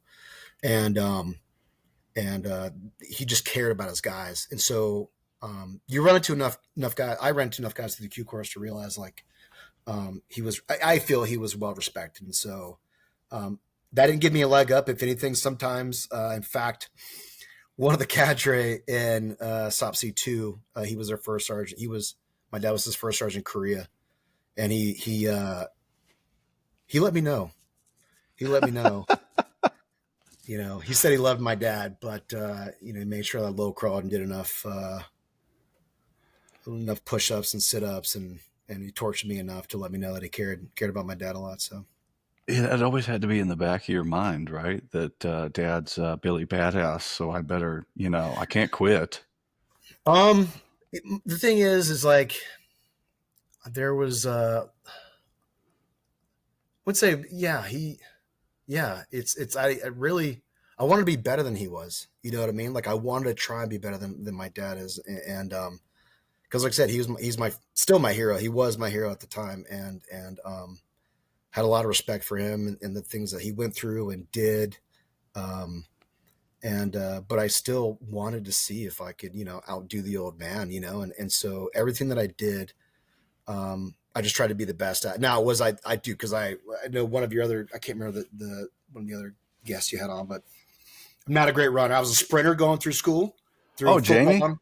Jamie I Tilka? was, what's that? Yeah, I was ragging on him the whole show. I was like, sir, you would have done better in your career if you could have just run a little bit faster. Yeah, But yeah, I wasn't a very good long distance runner. I could carry a lot of weight on my back, through high school and through football and stuff. I wake up at about 4:30 in the morning. We had to be at football, weightlifting from 5 to 7 a.m. 7:30, my mom picked me up. Then I was a landscaper for all 4 years in high school. So I worked, and so I was on my feet all day long. So I think, honestly, being a landscaper in Columbus, Georgia, in the middle of the freaking summer was quite the preparatory, what do you like to call it, course, but preparatory job for, joining the Army later on. So I was on my feet all the time. I had really good feet, really strong feet, but I could not run to save my life. I could sprint my ass off, but running just wasn't part of it. I could ruck run pretty good for whatever reason, but that was the issue that I had there. But yeah, so long story short, we're just kind of get back on track. Showed up in February of 05, and then, you're right into it, so February of 05, go through SOPC 1, March of 05, go through selection, come back. I had a great time in selection, man. I made a lot of really good friends. Once again, I ran into another dude. He was going through younger guy who had worked with my dad right before he got out, and I was just like, Jesus Christ, man! My dad's everywhere, you know. And so I was like, man, hopefully he was nice to you. He's like, oh, super nice. I love that guy. Do push-ups. He was just super cool. And then other than the runs, I had a great time. Like it was just, I think the beatdown that we got going through SOPC one, all the smokings, all the land nav, and I also did ROTC or JROTC in high school, so I did have some pre-exposure um, to land nav even before I hit the army, which was just I had no idea I was going to need that what do you call it, that skill set, you know. Yeah.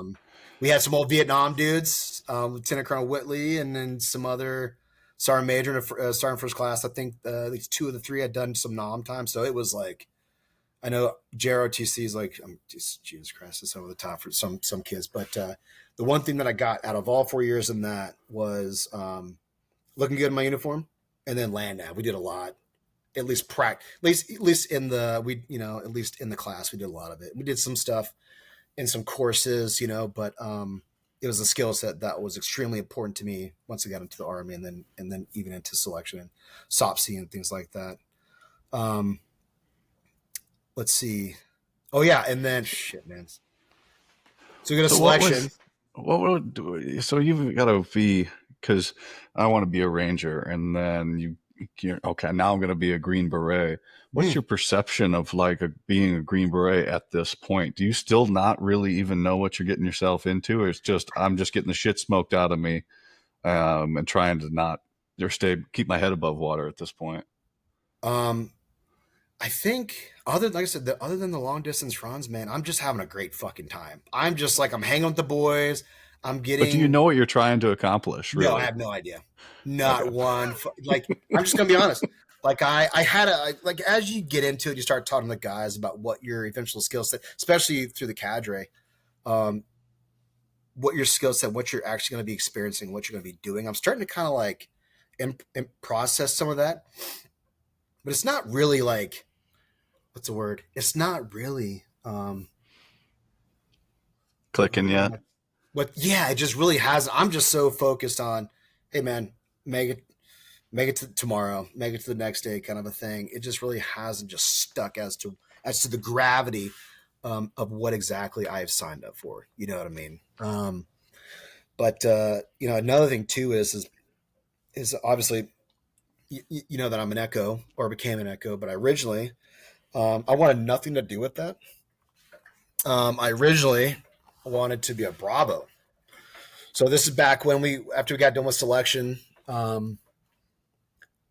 went into the Swick auditorium, and then that's when Went they and saw the read you. lady. Went What's and saw that? the lady. Went and saw the Uh-huh. lady to get you. And then we went into the auditorium, and that's when they read out our MOSs or what we're going to be potentially what we're going to be. And so the guys they're calling out names and stuff like that, and like, oh, that makes sense. Yep, that guy's gonna go do that. There were some surprises. But generally speaking, everybody got what they either requested or what they thought they were going to get. And then it came to me, and I got Delta, and I wanted, dude, Delta was always last, man. I'm a ground pounder. Like I'm not the smartest dude in the world. Numbers are kind of weird with me. I'm kind of like I do simple math fairly quick, which has made me when I was going through the SOPC. We had to do demo stuff, with the Charlies one day, and I was just rattling up. They were just equations, and it was in my head. I have to write the shit down. I would just spit out some like Rain Man shit, you know what I mean? And even the cadre was like, "What the," and I don't know, man. Just numbers in my head. But they said Delta. I wanted Bravo really bad, just because that was what I felt like my skill set, or what I thought at the time I wanted to do. And they read out Delta, and my buddy. Actually, I went to basic with. So we did all the stuff together. He was my bunkmate in basic, and he looked at me. He was like, "Hey, man, don't do this. Like, go up to them right now and go swap. You try to be Charlie, Echo, Bravo, Deuce. I was like, well, Anything else? I don't fucking know, man. Like, I was like, yeah, I'll go save some people, and And so didn't swap at all. Oh, Yes. Well, I'm not even sure I could have. I think at the time that they needed deltas, man, from what I heard, and so you just pulled the fire alarm. You should have just pulled the fire alarm. Really, is yeah, this yeah. real? It was, It's so all my buddies are like, "Shot, don't do this," and I'm like, "Fudge you guys, I'm doing it," and like just to kind of prove a point.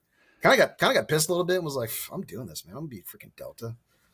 And so, anyways, we go to SOPC 2, um, which was super fun. I had had a really good time there. And then let's see, after SOPC 2, we went to, which was just you've already gone through like SOPC. Everybody knows what those things are, correct? Like oh, essentially, it's I just a would hope my pre. audience knows there yesterday, especially because I mean the episodes that's going to come out right before yours is somebody that I think was in your SOPSI class, Paul Heights. Oh, dude, no, Okay, doesn't ring a bell. Maybe he might I have mean, been, but he was in a yeah, different platoon. Yeah, because we had two different platoons, man. So but no, yeah, we've harped on the SOPSI world a yeah, lot, then I'm not. So then but do yeah, that. We go into the schoolhouse, and then PLDC, which was that was just a smoke fest. That man. So everybody talks about like how gnarly SOPC was, but like honestly, like PLDC for me was gnarly. Like it was a run or a circuit in the morning and then a ruck in the afternoon. It was twice PT, two times, PT twice daily, and it was hard, man. That was in July, I think. So July and Bragg was, man, that was freaking hot. But it was good going through that course. Especially as like at that time, I think I was still like a E3. I think, yeah, I was an yeah. E3, and so obviously this is where you learn how to put on classes, leadership and stuff like that. So that was good, but it was just a smoke fest. And then Yeah, we've gone over it before, but I'll say it to you. Like, we're 2005 now.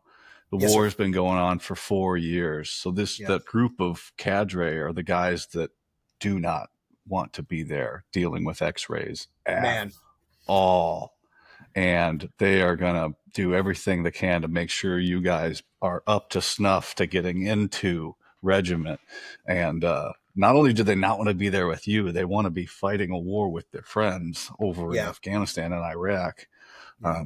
for their own reasons, and they don't want to be dealing with fucking 18 X-rays. That's Um, you know, I will say though, like if that was the case, in which I don't doubt, and I'm sure they made it known, um, I was extremely appreciative of the amount of beatdown that I got because it did help. I'm sure there's days to where like it sucked really bad, but in my head, at least my dumb. Oh, and I was also let's see, I was 20 years old. I was 20. Um, so I don't think I was the youngest in there by any means. But I looking that's around. I didn't even know you could be an X-ray in that young. Wow. Yeah, so that changed later on. But I think the standards at the time were 18. You had to be at Wow. least 18. And I joined up when I was 19 and hit SWIC. I just literally turned 20. The month before I hit SOPC 1. So I was brand fresh Wow. baby. Yep, I was very very young. So But you go through the Q course, man. Was there any point in the Q course where it let up, or were you just trying fighting for your life the whole time? let's see. Like I said, SOPC 1 and 2 were fun. PLDC, that was a beat down. SUT, that was the first. SUT was the first time that I think that I had as physically, and this when I physically had an issue. It wasn't anything with pitching an upward. I had enough of that in SOPC 2 because I think I sucked at it really bad. So I had to pitch the very first one, and then we had like our practice op order, and then I had to pitch the very last one going into field week. And I think that my cadre did that because I wasn't the best at it. So by the time I had SUT though, I was great. I was pretty good. So I was glad for the training, and but I can't remember what part of where it was, but dude, it was god awful hot, and I had some issues as a kid. So, like I said, working as a landscaper as a kid in Georgia in the summer was gnarly. If you didn't stay up on your hydration, you were going to go titties pretty quick. And so, Oh yeah. um, and playing football, I had some overheating issues, and so that was the first time that I had really had a physical issue was SUT in August in Fayetteville, at Camp McCall there, and luckily I had enough dudes around me to recognize like, hey man, you need to get some. But I think I'd already gone downhill. It was right. They were like, we need to get cadre involved in this, and I just was like, just give me some time, and I was being a little combative with them, and because I didn't want to get dropped, man. I didn't want to get dropped at all because up until then I hadn't had any issues, and so luckily we had it was rolling into the weekend. I think the weekends you were still patrolling, but there was one day of kind of like rest, if you will, like active rest. We tried to go outside the wire, but I think it rolled into the weekend. I was able to recover a little bit, and then after that, I was good. Let's see. What was after that? Then that was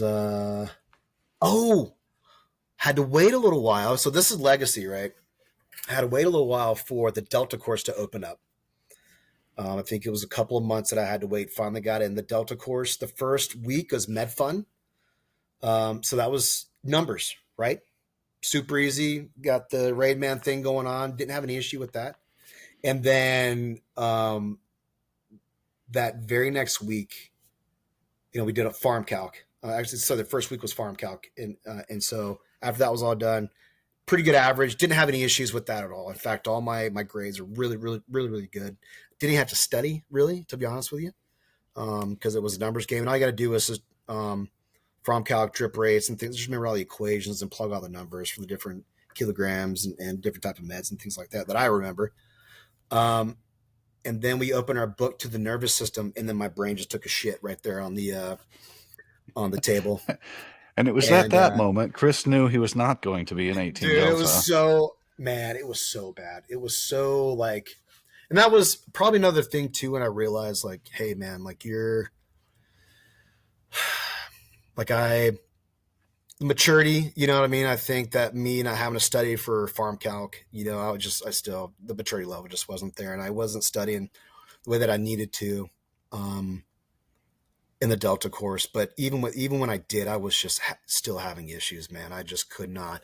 The human body is such an abstract thought to me still, even to this day. I didn't really get it together. After that, my grades just took a tank. I eventually had to go to what do you call the board, which was fun. So we did the 3 months, and then we had to go to the board because my grades sucked real bad. And luckily for me, the guy before me decided to piss off the entire review board, so that was cool. Oh, Goes in there, right? Goes in there, doesn't report, gets mouthy with them, and then they were just like, you just kick him out. I think he eventually got kicked out of the course because of that kind of a thing. Just went in there, and so like I'm literally hearing this entire thing go down. You know what I mean? And I'm just like, what the fuck? Like, come on, man.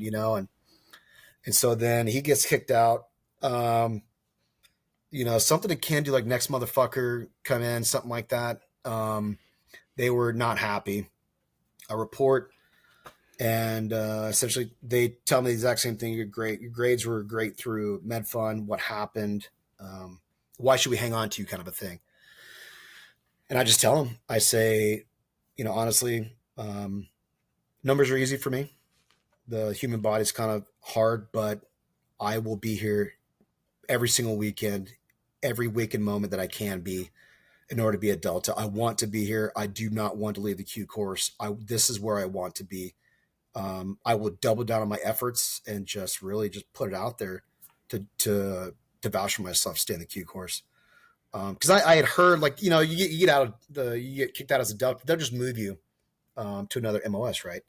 I'd also heard that that's not the case all the time. Like, guys were getting, I know one dude got kicked out of the Delta course, and then he went off to the 82nd, or actually at the time they were sending dudes up to Alaska. What's up there?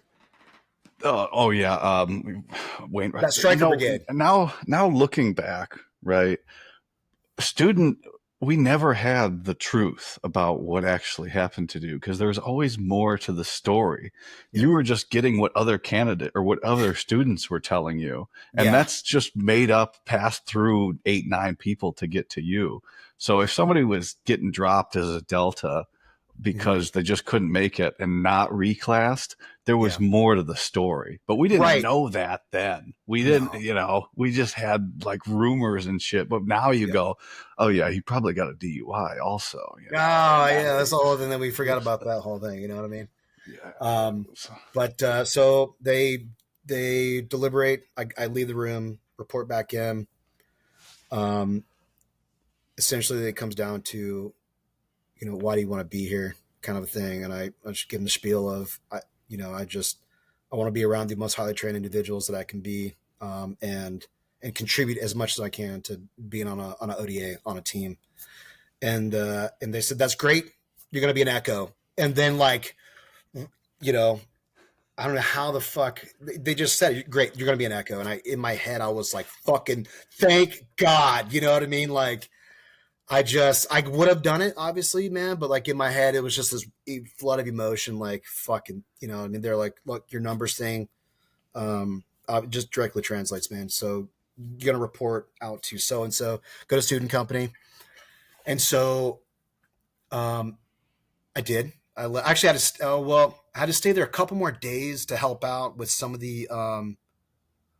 So there's med fund, and then there's the next step after that, like some of the trauma stuff that they needed help with. And so I helped for a couple of days with that. But with that being said, because I did stay there a couple extra days to help, that held me back from the next echo course. So now I had another 3 months before I could report to the echo committee.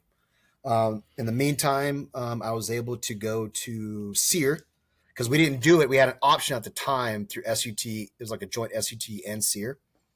They said, "Shot, what do you want to do?" And I said, "Well, I'm gonna wait. I'm gonna go to SEER at some other point." And they said, "Okay."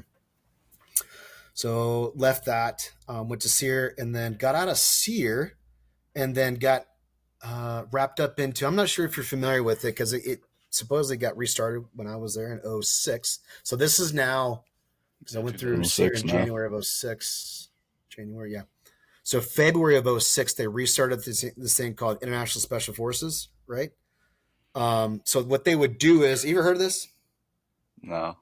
Okay, I did do think one of the other guests were talking about going through the course with some other Oh, nation. oh, oh, oh.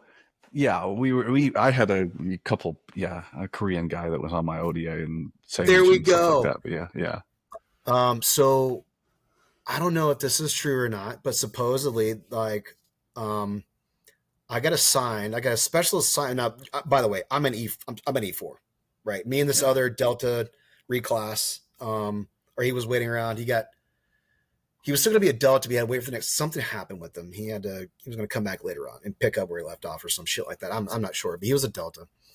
Nice dude, but we got the special assignment. I was like, "What? Go to this like supply unit like in Swick," and I'm like, "Okay." And um, so we show up, and this guy's like, "Hey, you're gonna be tied in with these other foreign nation like officers," and I'm like, "Fucking what? Like what are we talking about?" They're like, "Oh yeah, we're starting up this international SF thing. They're gonna go through." Selection, a little bit of each MOS, that what they can do, non classified stuff that they can kind of sit on. And some of the NCOs go through, like I said, the MOSs, and then some of the officers would go through some of the O course. And I said, cool. And so our job was essentially to, and there was like a PsyOps guy. There was a PsyOps like NCOIC of these guys. And he was super cool because there was like a PsyOp, like a French PsyOp dude. They were from all over the place, man. Estonia, Germany, France, Thailand. Oh man. Egypt. There's Egyptians in there. We didn't have Couple other. that It was many. I quite. think It I was only quite the remember a array, right? few. Oh, Greece. I Oh only man, remember a few.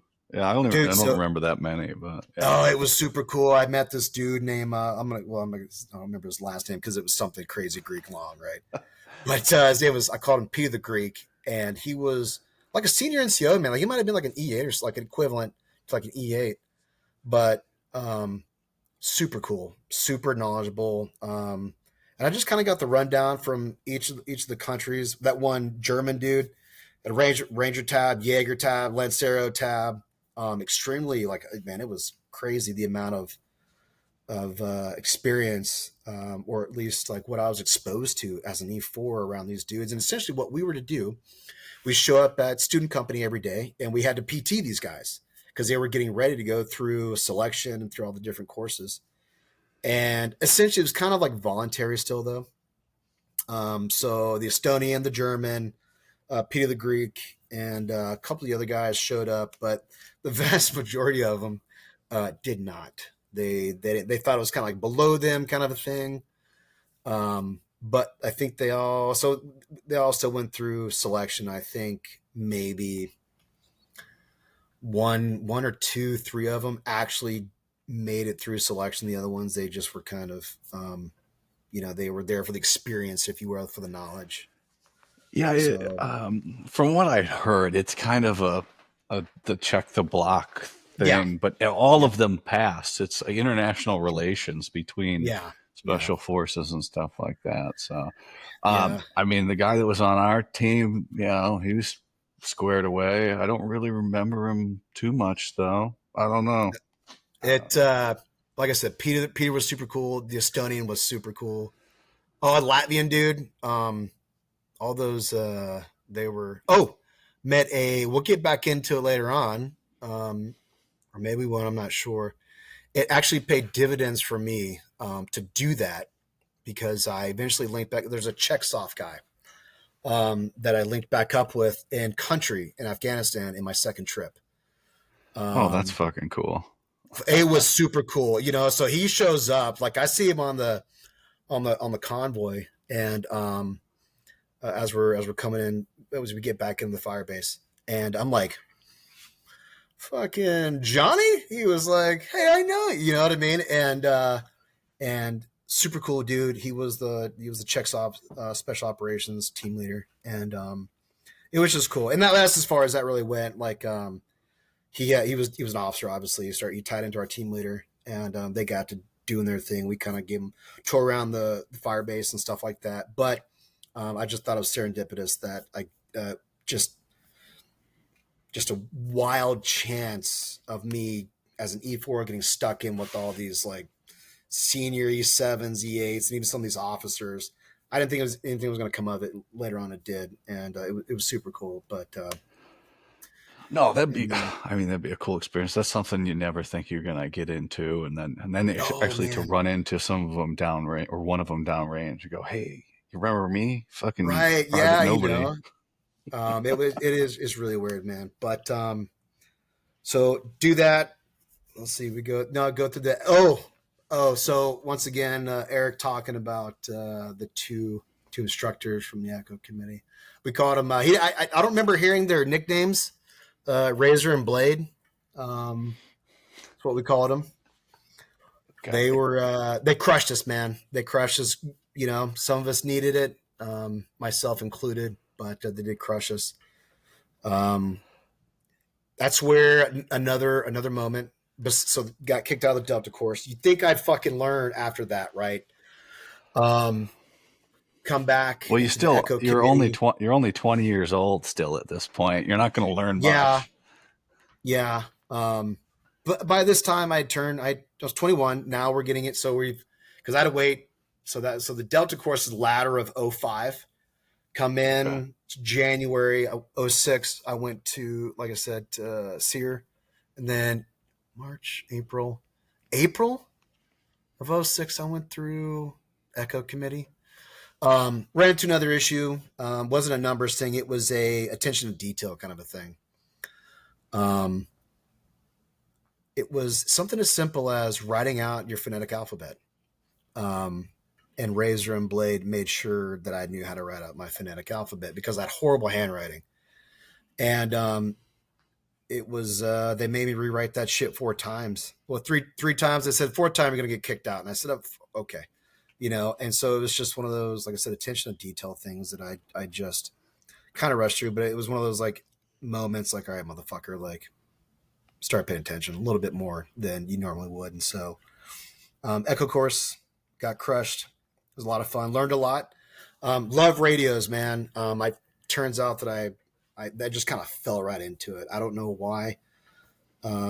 It was something just came super simple to me. Had a lot of fun through that course. Still kind of a radio nerd, a little bit. I've even talked shop with some of the there's a like telecom guys here out of Medford and or where I work at that I chop it up with.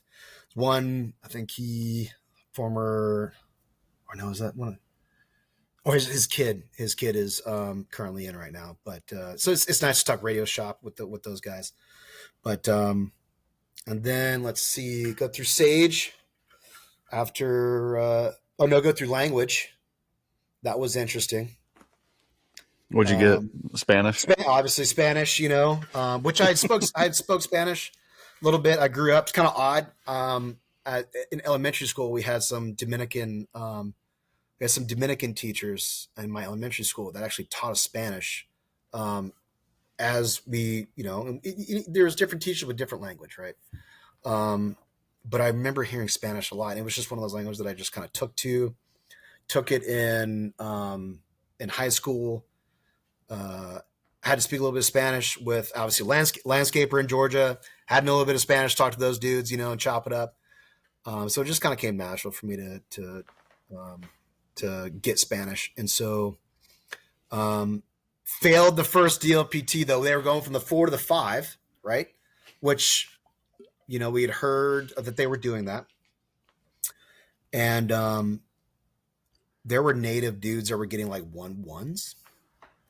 And they're like, and you come back, you say, "Hey man, what'd you get?" They're like, "Hey, I got a 1-1." You're like, "Hey man, like, you could have tested out already." You know what I mean? You should be getting a 3-3. It's like what native speakers get. And they're like, "Nah, this is different, man." Like like essentially the block of instruction that we got for the 4 just really didn't really encompass what we needed for the 5. So they had to adjust some of the teaching in Spanish during the course. And there was 1 or 2 dudes that made it through. Essentially, the entire class had to roll back through, and it was kind of like an eye opener for the cadre too. Like, what the fuck? Like, what's going on here? And how do we have an entire class, fail the DLPT? And Of Spanish. of Spanish, right? Yeah. Yeah. And so second time passed, the majority of the guys made it through, and I think there was some adjusting there that needed to be done. But that was fine. And then Sage, then graduation. Graduated in December of 06. Early December, so December 6th of 06. And then I was supposed to report in February of 07. And I said I didn't want to do that. I took the month off, and then I reported January right after Exodus as early as I could. Went to 1st Battalion. Go up there, and the first thing I run into is a former. He was Charlie Company, Halo team leader, and if I remember, his name's Chip. I think I can't remember, but I literally walked through. Go to Battalion S1. And there he is. And he's like, "Hey man, check this out." And he's just got a missing. He's got a leg. He's got a prosthetic. And I'm like, "Fucking right on, dog." And I was like, he tells his story, and that was my introduction to 1st Battalion. And he's a super cool dude. And so I was like, okay, well, that's quite the introduction, and told me the war story and stuff like that. Super nice guy. After a little bit of bantering and talking and just telling me I'm just getting out of the course kind of a thing. And they say, "Okay, hey, you're going to go down to Charlie Company."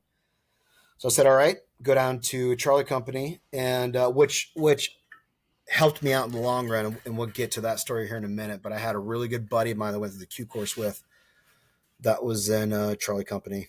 And he was on the B team. And I walk into the doors, and he just kind of like gives me one of these dumb waves, and he was a really good buddy of mine. But go down to Charlie Company. Didn't really have a spot for me at first. A couple of days just showed up, tied in with the B team, my buddy Hunzi, and Sergeant Major was like, "Well, what's your background? Where you coming from? What do you do? This and that." And I'm a 22-year-old X-ray at this point. Literally, actually 21 because I hadn't turned 22 yet, so I was 21 years old, showing up to battalion as an X-ray. So I didn't have a whole bunch of life experience. You know what I mean? No, and they're just probably going to be looked down on pretty hard by some of the Oh guys in the man, hallway. yeah. And like I said, once again, the question you asked me was like, did you have any idea? No, the number one of what I was going to be doing, but number two, I had no fucking clue. I think was it by 2001 the average age of the SF soldiers was like 34 or something like that. I can't right before Yeah, GWAT kicked 30, off, 34, 33 or 35. 34, something like that. Yeah. Okay, something like that. I didn't know that. I'm sure obviously as GWAT went on, that number just kept getting a little bit lower. But I could feel it as soon as I looked in, down the hallway, and I'm like, holy fuck, like what have you gotten yourself into? You know. A couple of days later, I got a 3-1, and so I was Intel team is what they were doing. At least that's what that was the mission that they were getting handed down, deploying in January, February, March, middle or late March or something like that. Um, so showed up, and he was a buddy of a buddy, the other senior Echo. Kind of got me lined out a little bit, and pretty much out the gate, I just didn't fit in, man, straight up. It's one of those. I didn't fit in. There was very much young dudes on that team. Um, but it was one of those things where the fit just wasn't there, and I could feel it just right away. Didn't really get along with one of the Intel guys.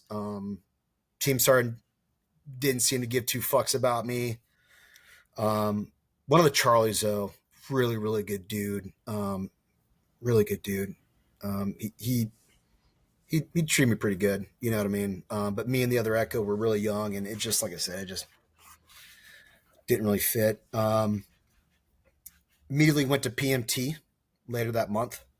It might be mid January, end of January, something like that, and out in Nevada for about a month. So we do that. We do the regular PMT stuff. Then we also had like an additional follow on with Intel stuff. Now, I don't know if you've garnered by now, but how much Intel stuff I've gotten going through the Q course. Yeah, that's about it right there. A No, little bit of like how to talk to people, how to gather intel, but I hadn't gone through any of the intel courses that were offered any way, shape, or form. Had no idea what the fuck these guys were talking about. yeah. Just try to keep my mouth shut and learn as much as I could. Eventually, later on, got introduced. Went through. Man, how do I put this? Not sure because there's like the different levels, right? Oh, just some secret squirrel stuff, Yeah. So I went through. I Two or went through three. two, Two? and Okay.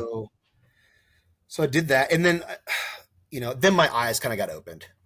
Yeah. Open to the degree that Well, you you didn't even have any experience in the regular army. I can't imagine. no, Like they're starting to say stuff to you, and yeah, you're a Green Beret, but you're just going, I don't know what the fuck you guys are talking about. dude, and that's when I listen to like especially like guys like you, and then that had that prior service experience, like it made me later on in life realize like fuck, dude, like you needed some of that. You know what I mean? That some of those acronyms, like how the army just works, how it kind of Yeah. just goes. Um, Yeah, there's a I line there because I've talked yeah, to some guys and, they make a great, strong argument for X-rays don't need that. But they joined at like 28, 29 years right. old. Like if you Yeah, join in the army at 19 or 18 years old and going to be an X-ray, that's a little young to go be a that's Green Beret. that's fucking young, dude. That changed later on. I mean, shit. I had a buddy of mine. I think he graduated. I if man, I might be saying this incorrectly, but I think he graduated with a beret at 19. 19. which is young. And I'm glad that they later on changed. I think, is it 21 now for an X-ray?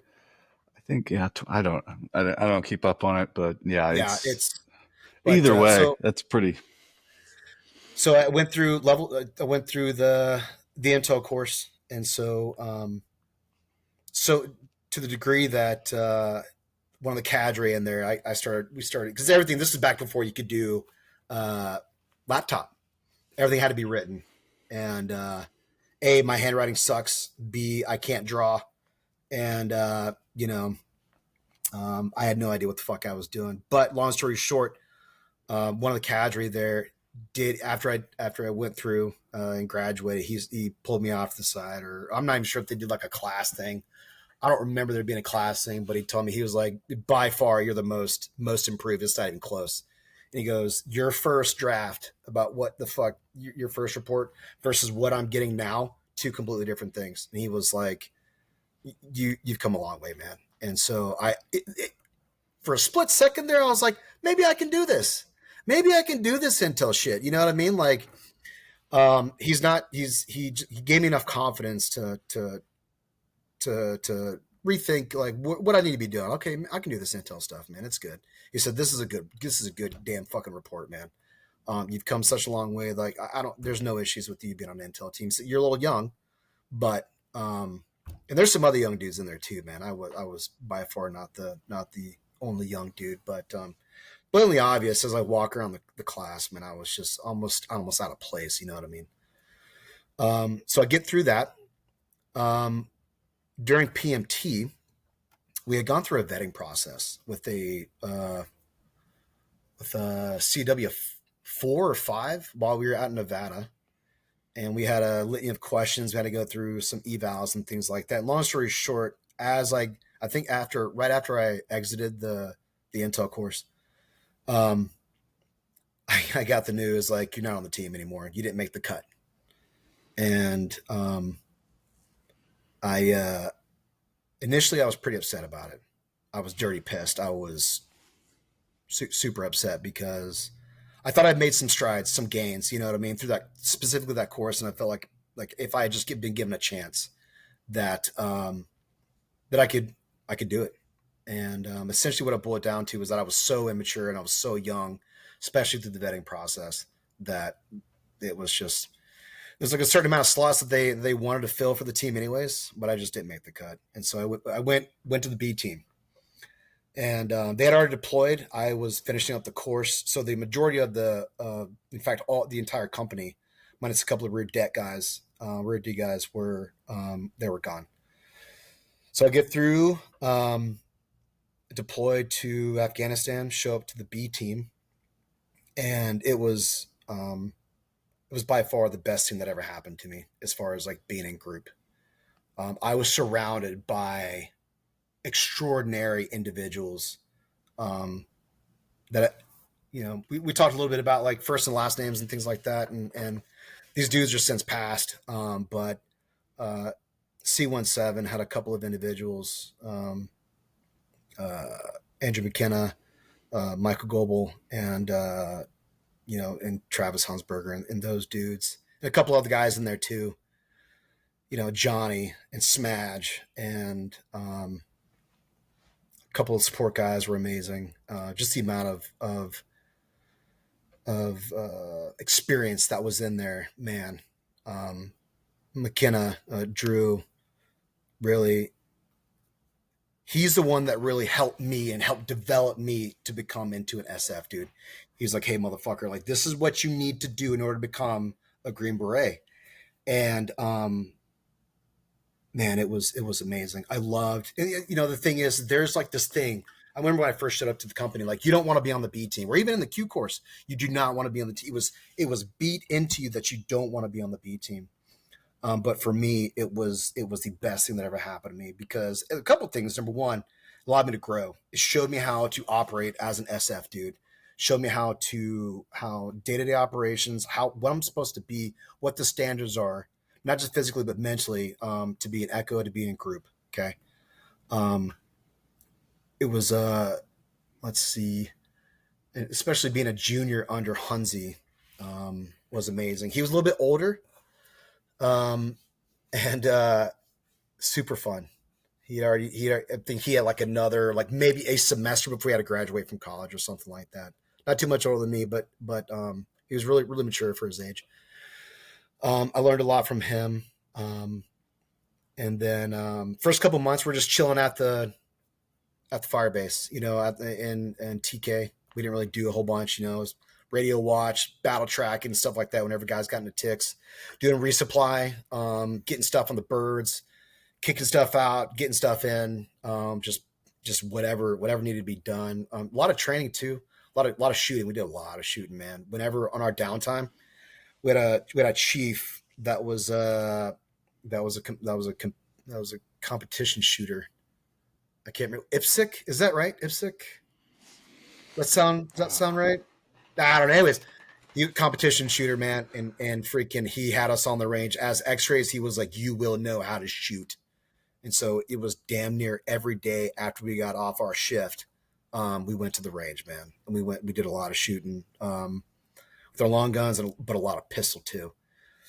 Um, let's see. First 2 months we didn't really do much. That was pretty much our schedule, and then the rest of our deployment, we had a team that was out west, out in Tice, and they got kicked out. They got kicked out of their AO because they were at odds with the Dutch because they had been into too many firefights and things like that, and so they had come over to TK and said, okay, well, if you're not going to let us operate, um, we're gonna leave. And so that's what they did. Or either they did that or the company commander pulled them to TK and said, okay, we're going to operate between Kandahar and TK. So there's this area that like I think it's 80 100 clicks or something like that between TK and Kandahar, that hadn't really been touched or ventured into supposedly since, I don't know, 02 to 04 time frame. So there was a little while. This is 07 at this point. So there's a couple years where nobody had really done a whole bunch off of, I think it was the TK Kenner Highway. So they started operating out of there. And what Sergeant Major would do is he would say, okay, they needed guys. They needed to plus up the amount of dudes. They wanted more guns on the trucks because of essentially the operations they're going to be running necessitated that. So what Sergeant Major would do was like cleared it with the team. Hey, I have a couple extra guys. Do you want some more guns? I'm like, yep. So that's what we do. We augmented the ODA working, and all we did for the rest of that deployment was ran operation between Kandahar and TK. A lot of patrolling, a lot of firefighting.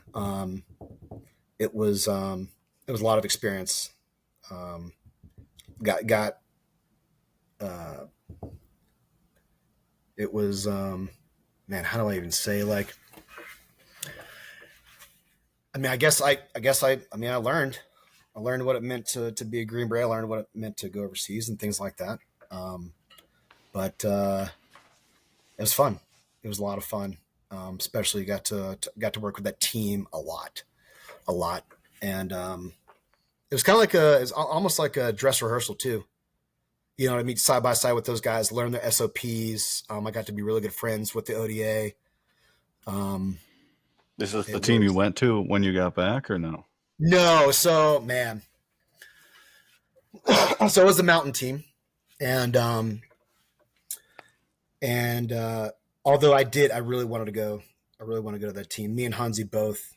We got because the amount of times we patrolled with those dudes, went on missions, and there's even a time period to where like Tice, where they were based out of, the team got called back because the Dutch were getting hammered, and so they eventually had to make their way back to Tice and some more firefighting out of there, and trying to bring some stability to the AO. But so we went there a couple of times, but did a lot of operating with those dudes, a lot of firefights, a lot of learning how to fall into their SOPs and how they are just as a team, But mostly it was just mounted patrolling is what we mostly did. But got to be really good friends with those guys. and I did want to go to that team. And after that, after that deployment, the sergeant major's sitting there, and where do you guys want to go? And me and Hunzi, because he got the guys, so it was two Bravos and two Echoes, and we were, as the sergeant major said, thick as thieves. We were super tight. And one of them actually, that was before. So one of them got on one of those ops between TK and Kandahar, got shot in the arm. So it was one Bravo and two Echoes. And one of the Bravos at the time was Goebel, and then Hunzi, and then myself. And I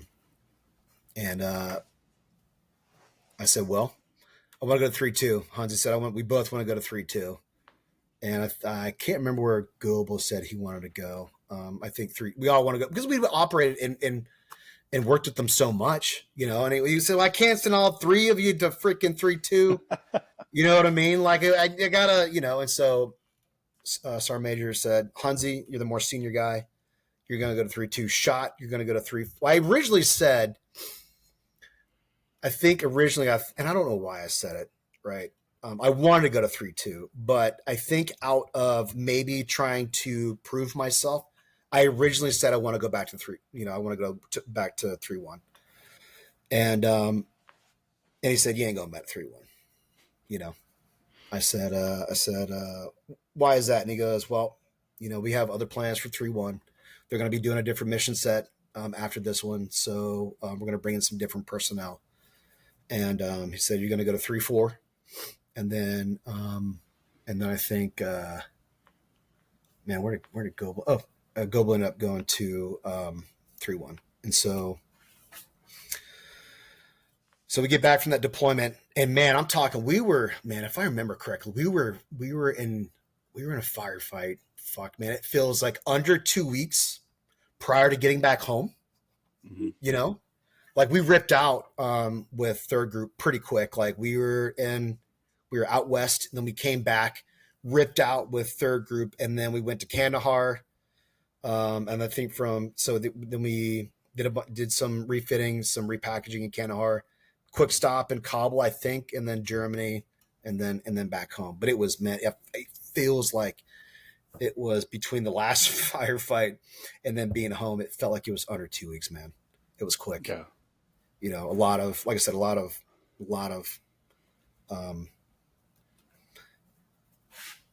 was good. Fuck, man. Good. I mean, what a fucking arc, though, right? Going from civilian kid not wanting to be at college to Afghanistan a few years later, and now you're back, and you pretty much turned and burned and went right back to Afghanistan, didn't you? I did. Yep. So came back. I remember it was a couple of days. It was Halloween of 2007. And what a wild time. Like we went to, there was like in Hope Mills or something like that, like a like haunted house. And it wasn't the house that kind of messed me up a little bit. It was the people. It was the amount of people. I wasn't ready to be near that amount of people and the craziness. You know what I mean? So October, November, December, we went on mandatory leave. November, came back in December to do some refit stuff. And then PMT once again in January, February. Had an opportunity to go to Ranger School pre-deployment. Ended up not doing that because it was a couple of guys from my team. So December, when we came back, got put on 3-4.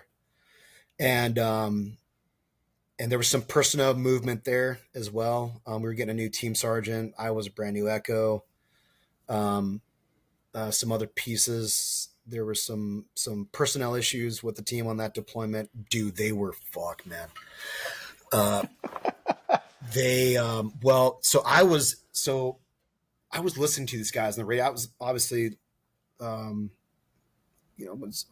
what's the word am I looking for? Like, I wasn't the battle tracker, but if there was a tick going on, we had to track it, you know what I mean? Yeah. And see, where they were, having to take in the salute report and all that stuff, and just listening into the radio, see if they need anything, because we at TK could resupply to a certain degree, and they were flying.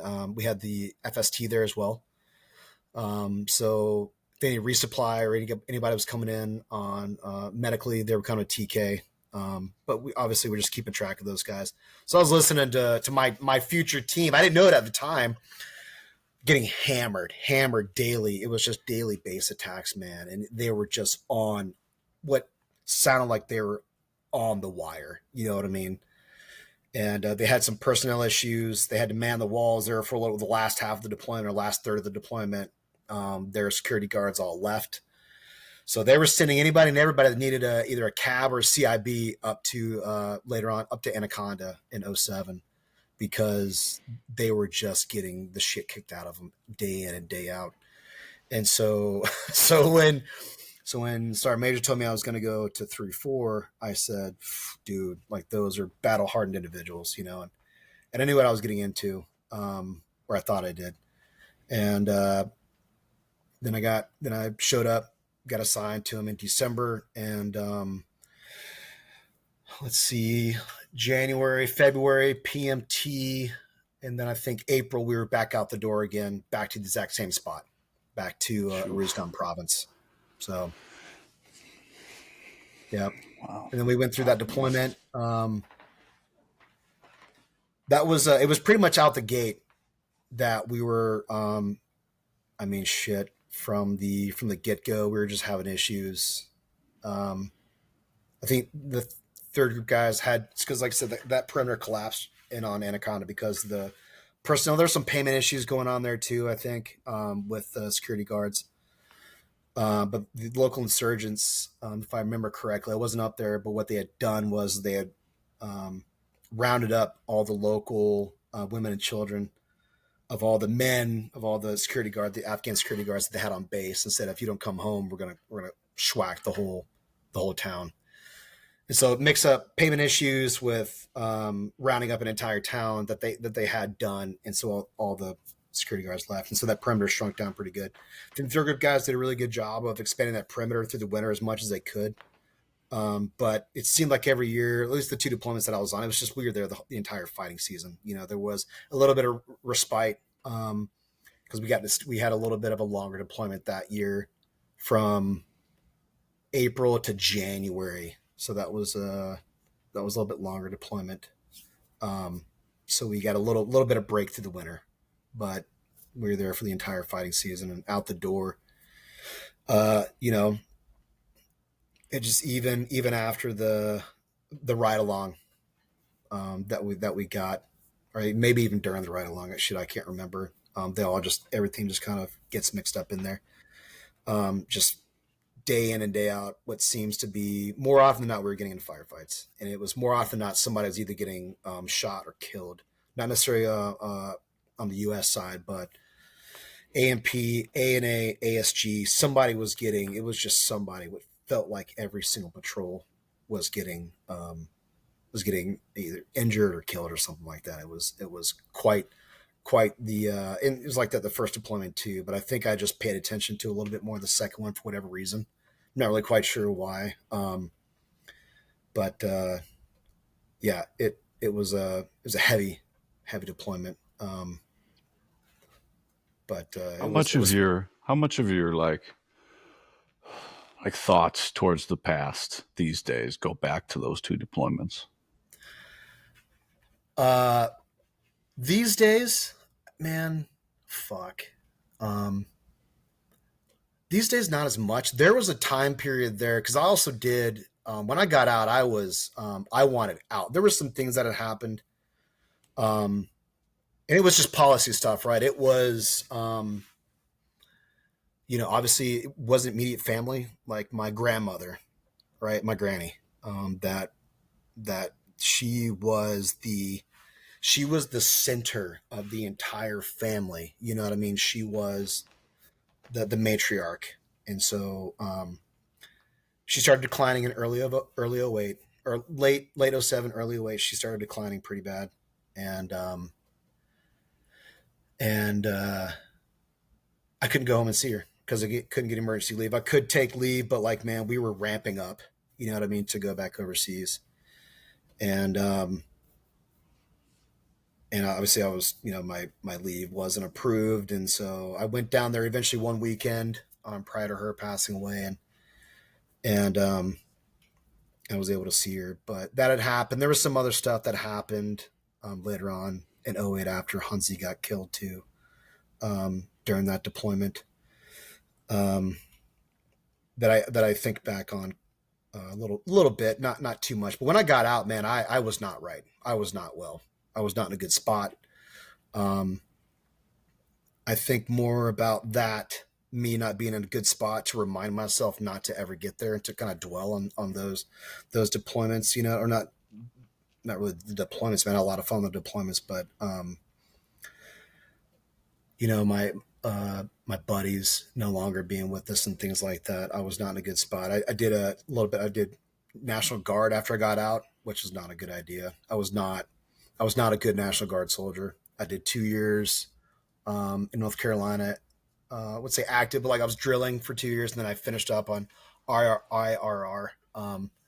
But it was not good. And I just when I separated, um, it was as quick as I can get it done.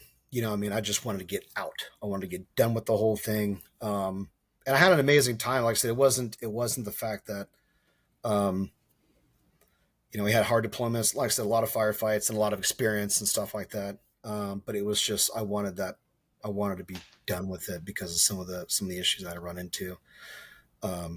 Family issues, my then wife, I think because A, I wasn't right in the head, you know what I mean? And B, I'd been gone so much. I mean, shit, essentially we had been together since, man, one time I knew the amount of time that we were together.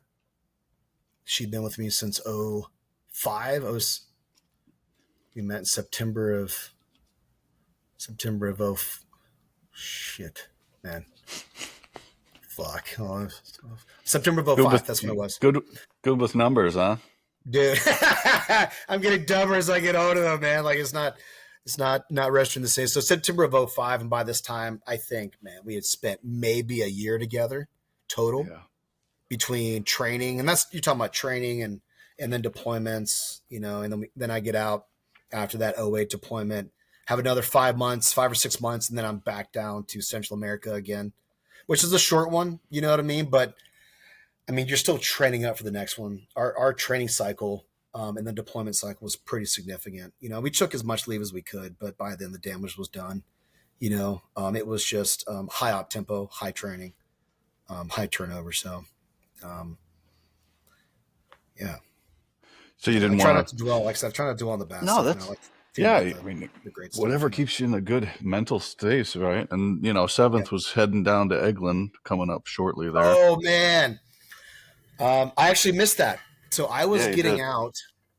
I was preparing for it. We were kind of getting ready for that. And I had heard, oh man, this is fucking my team sergeant, man. So he was a great dude, by the way. Man, God, I came to 3-4. I told you about that new personnel and stuff like that. A new team sergeant came in, and he was on the team in the '04-'05 deployment. And then he went to student company and he came back.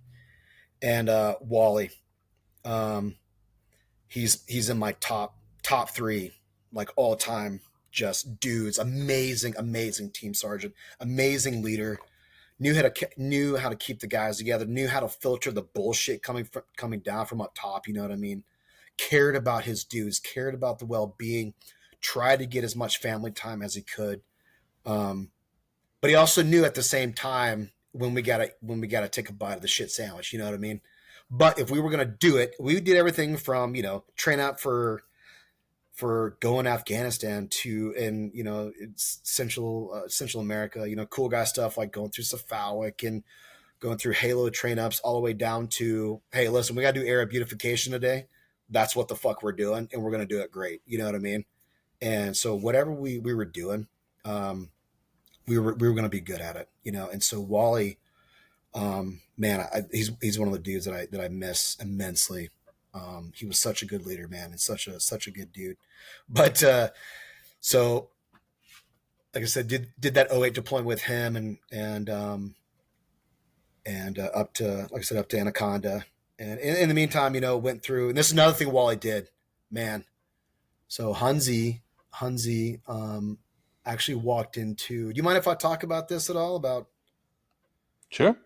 Okay, I'm gonna try. It's really weird as I get older. As I get older, the weird thing is I could have. There's certain things that I could talk about younger, but no issues, man. As I get older, I feel like I'm getting weak. It's very odd. I get a little bit more emotional than I used to. It's a strange You're not getting regression. weak. Don't worry It's about that, it's a man. strange regression that I go through, or I feel like that I'm going through. But so I actually walk into the ops in one night. I'm going to pull radio watch, and so I walk in and I hear there's a tick going on, and I look at the guy named Mike. He was at the radios and at the computer, and we had a cam for the fire base that man, you could see way out to the pass, a couple of kilometers out. It was one of those like thermal cams, like pretty sweet. Had like a little joystick on it, you could do 360 of the fire base, and then just kind of gave us an early warning and things like that. So I walk in the ops in. If I remember right, it was 8 or 9 o'clock at night, and I remember Mike's like, "Yeah, there's a tick going on." I said, "Okay, who is it?" And he was like, "It's 3-2." I said, "Okay," and then he said there's got a couple casualties, and here's the battle roster numbers. And I looked at it, and right out the gate, I knew it was Hunzi. And I remember, I'm not going to say exactly what the description of the injuries were, but it was significant. And in my head, I thought I knew what had happened. You know what I mean? And so listened to it as much as I could, all night. And then I eventually got relieved. Stayed up, man. I want to say I stayed up until they declared the tick over, until they had all the casualties scooped up. If I remember right, it's pretty much when it went to radio silence, and I don't know what time that was, man. I remember being glued to the radio, and then woke up the next morning, and Wally pulled the whole team to the top of the ops end, and he said, "I got a couple things. There's a tick last night.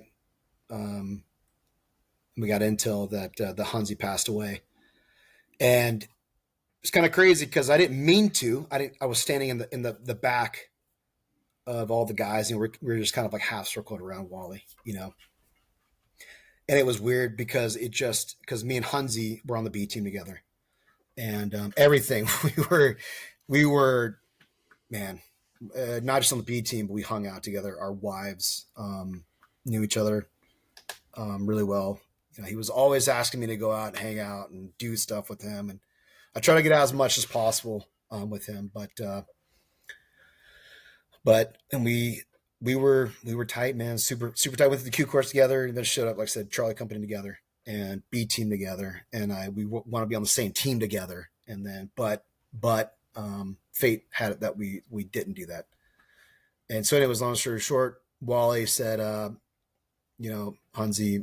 Hunzi passed away, and it was like it was odd because like all the guys just kind of turned and looked at me because they knew that me and Hunzi were really tight. And even when we got put on separate teams, we were just crossing just going to each other's team rooms, and I knew all the guys in his team, and I know some people talk about like you just didn't go in other people's team rooms, and you didn't, right, without knocking and being invited. But there was a time I feel like after that first deployment to where like pretty much all the team doors were open, and everybody was mixing up with everybody and just shooting the shit and cross talking shit to each other, you know what I mean? Because the team rooms the doors are right across from each other, and Yeah. you can see what you guys were doing, and it wasn't very closed off. It wasn't very insular, you know what I mean? It was just like everybody knew everybody loved everybody, and that's how, like I said, us and 3-2 were, and so we were all just always in each other's team rooms, shooting the shit. And sometimes we had to do obviously business stuff with upcoming training cycles and iterations and things like that, and getting ready. And so, anyways, let's get back to Ops and Roof. They all looked at me, and I was just stunned. You know what I mean? In my head, like I thought Huntsy I thought he had pulled through. He had come away with some pretty significant injuries, but he had pulled through. And that's not what happened. And so, um, essentially, while I said some more words, and honestly, after that, it just nothing else. I know he was talking, but there was nothing in here, you know. But I do remember Wally saying like, "Hey, Schott, stand by up here," you know, and so everybody else went downstairs, and it was just me and Wally up top. And he goes, "You've been requested to ride back with Hunzi back to the States," and he said, "That's not happening." He goes, "If you go back, or maybe there was initial talks of you going back with Hunzi. If you go back, man, that's going to be bad for you. I'm going to lose you. You know what I mean? You are not going to stay up on top of your game, and you're going to be a liability, not just to yourself but to everybody else on the team." And he goes, "So you're staying here, and you're going to stay on top of it. You know what I mean? I'm going to keep you engaged. We're going to go on. We're going to patrol tomorrow. You know what I mean? I need you to keep your head, to stay with it." And that, you know, I guess maybe some people would say like that's a little fucked, I suppose. You know what I mean? A little bit of kind of hard, but in reality, it was the best thing. That was the best damn thing for me. You know what I mean? Had I gone back, I think he's absolutely right. I think it would have crushed me, for me Class at least, six is class six is always open when you're by yourself. dude, dude, You yeah. know. And so like I said, Wally just leveled with me and told me, "I need you to stay on top of your game. In fact, you're Yeah. going to." You know what I mean? And so I stayed, and then a little while later, you know, like I eventually went back for baby leave. My daughter was born. Um, uh, September September 6th of '08, I got to go back and see her being born, which is kind of a different way from what I gathered from like normal, even big army. Like you just missed that until your kid was born, you missed childbirths and stuff like that. And, you know, you're going to miss all that. But like, I remember right before we went on that second trip, battalion commander said, you know, you're going to miss birthdays, you're going to miss baseball games, you're going to miss all this stuff. But the least that we can do is at least get you home to see the birth of your child, because that's about what you're going to be able to make. And so I got baby leave and went back home. And in the meantime, you know, we talked about that heavy op tempo up at Anaconda. You know, my senior, he got WIA, and then they did a couple of ops, and you know, let's see. So the senior Charlie, senior Bravo, senior Delta, team leader. You know, they all had an IED, all had some injury to some degree. Eventually, like I said, the Bravo had to get shipped out of country because of the amount of injury that he took. He got a busted his hips were busted, his head. He got a fracture in his skull. You know, and then took the guys out of the game for a little while. Also, one of the other Charlie's got hit. He got flown out of country. So by the time I got back, and then after September 2nd, oh man, September 2nd happened. There was a joint Aussie patrol that came up. And I don't have the intel on that. I wasn't there during that. There's a book about it from a guy named Mark Donaldson, I think, about he was the first Aussie VC since Nam occurred up near Anaconda, and involved my actually my one of the dudes that was heavily involved was my really good interpreter from my first and my second deployment, Sully. But so while I was on baby leave, there was quite a bit of movement. Essentially, what a third or almost half the team got hit while I was on baby leave. So I called Wally up and say, I've got 9 pound, 8 ounce baby girl. And he was like, that's cool, man. Cause, so and so, so and so, and so and so, and so and so, and so and so, and so and so, and so and so is they're gone. And then Rod is dead. Our dog handler, got he was an amazing dude. He was an MP, had a dog named Jocko. But so I missed a lot of that. So mix in, Hunzi, and then I go on baby leave, and then all like almost half my team gets hit to some degree. Then I show up, you know, it's hard to intake, and then you listen to some of the dudes that were there when Hunzi got hit, and the aftermath on that. More dudes were KIA just in recovery of Hunzi as well, which that's a whole another thing. And so to experience a lot of those things and then get out and then try to be like a normal dude, going back to school, being a stay-at-home dad, normal dude, part-time, National Guard, so, National Guard Green Beret, like it, we're going back to that, but it was not good. And I don't even know how to describe what I was going through then. It's hard. I know it. I still don't have the I know great, what you're going through. I mean, it's yeah, like, you know, I can really sum it up and like, I just hope you don't beat yourself up too much about that baby leave one, because I know you dude, probably think about that way too much. man, I wouldn't say way too much. I would say that it, it's like I said, it's in my daughter, and that's the other thing too is I don't think about it too much because I recognize now that maybe if I hadn't have gone on that baby leave, um, maybe in fact, I know I'm probably better off for it. You know what I mean? Because my daughter, um, I got 4 kids now. But she potentially saved my life on top of that. Like Yeah. that's an aspect that I hadn't even thought about, like if I was there that day, or during that heavy period, shit, man, am I even still here to a certain degree? You know what I mean? If I am, to what degree is that? Um, so in essence, I think of me going back on baby leave and seeing my daughter born as like as I don't look back on it unfavorably, if you will.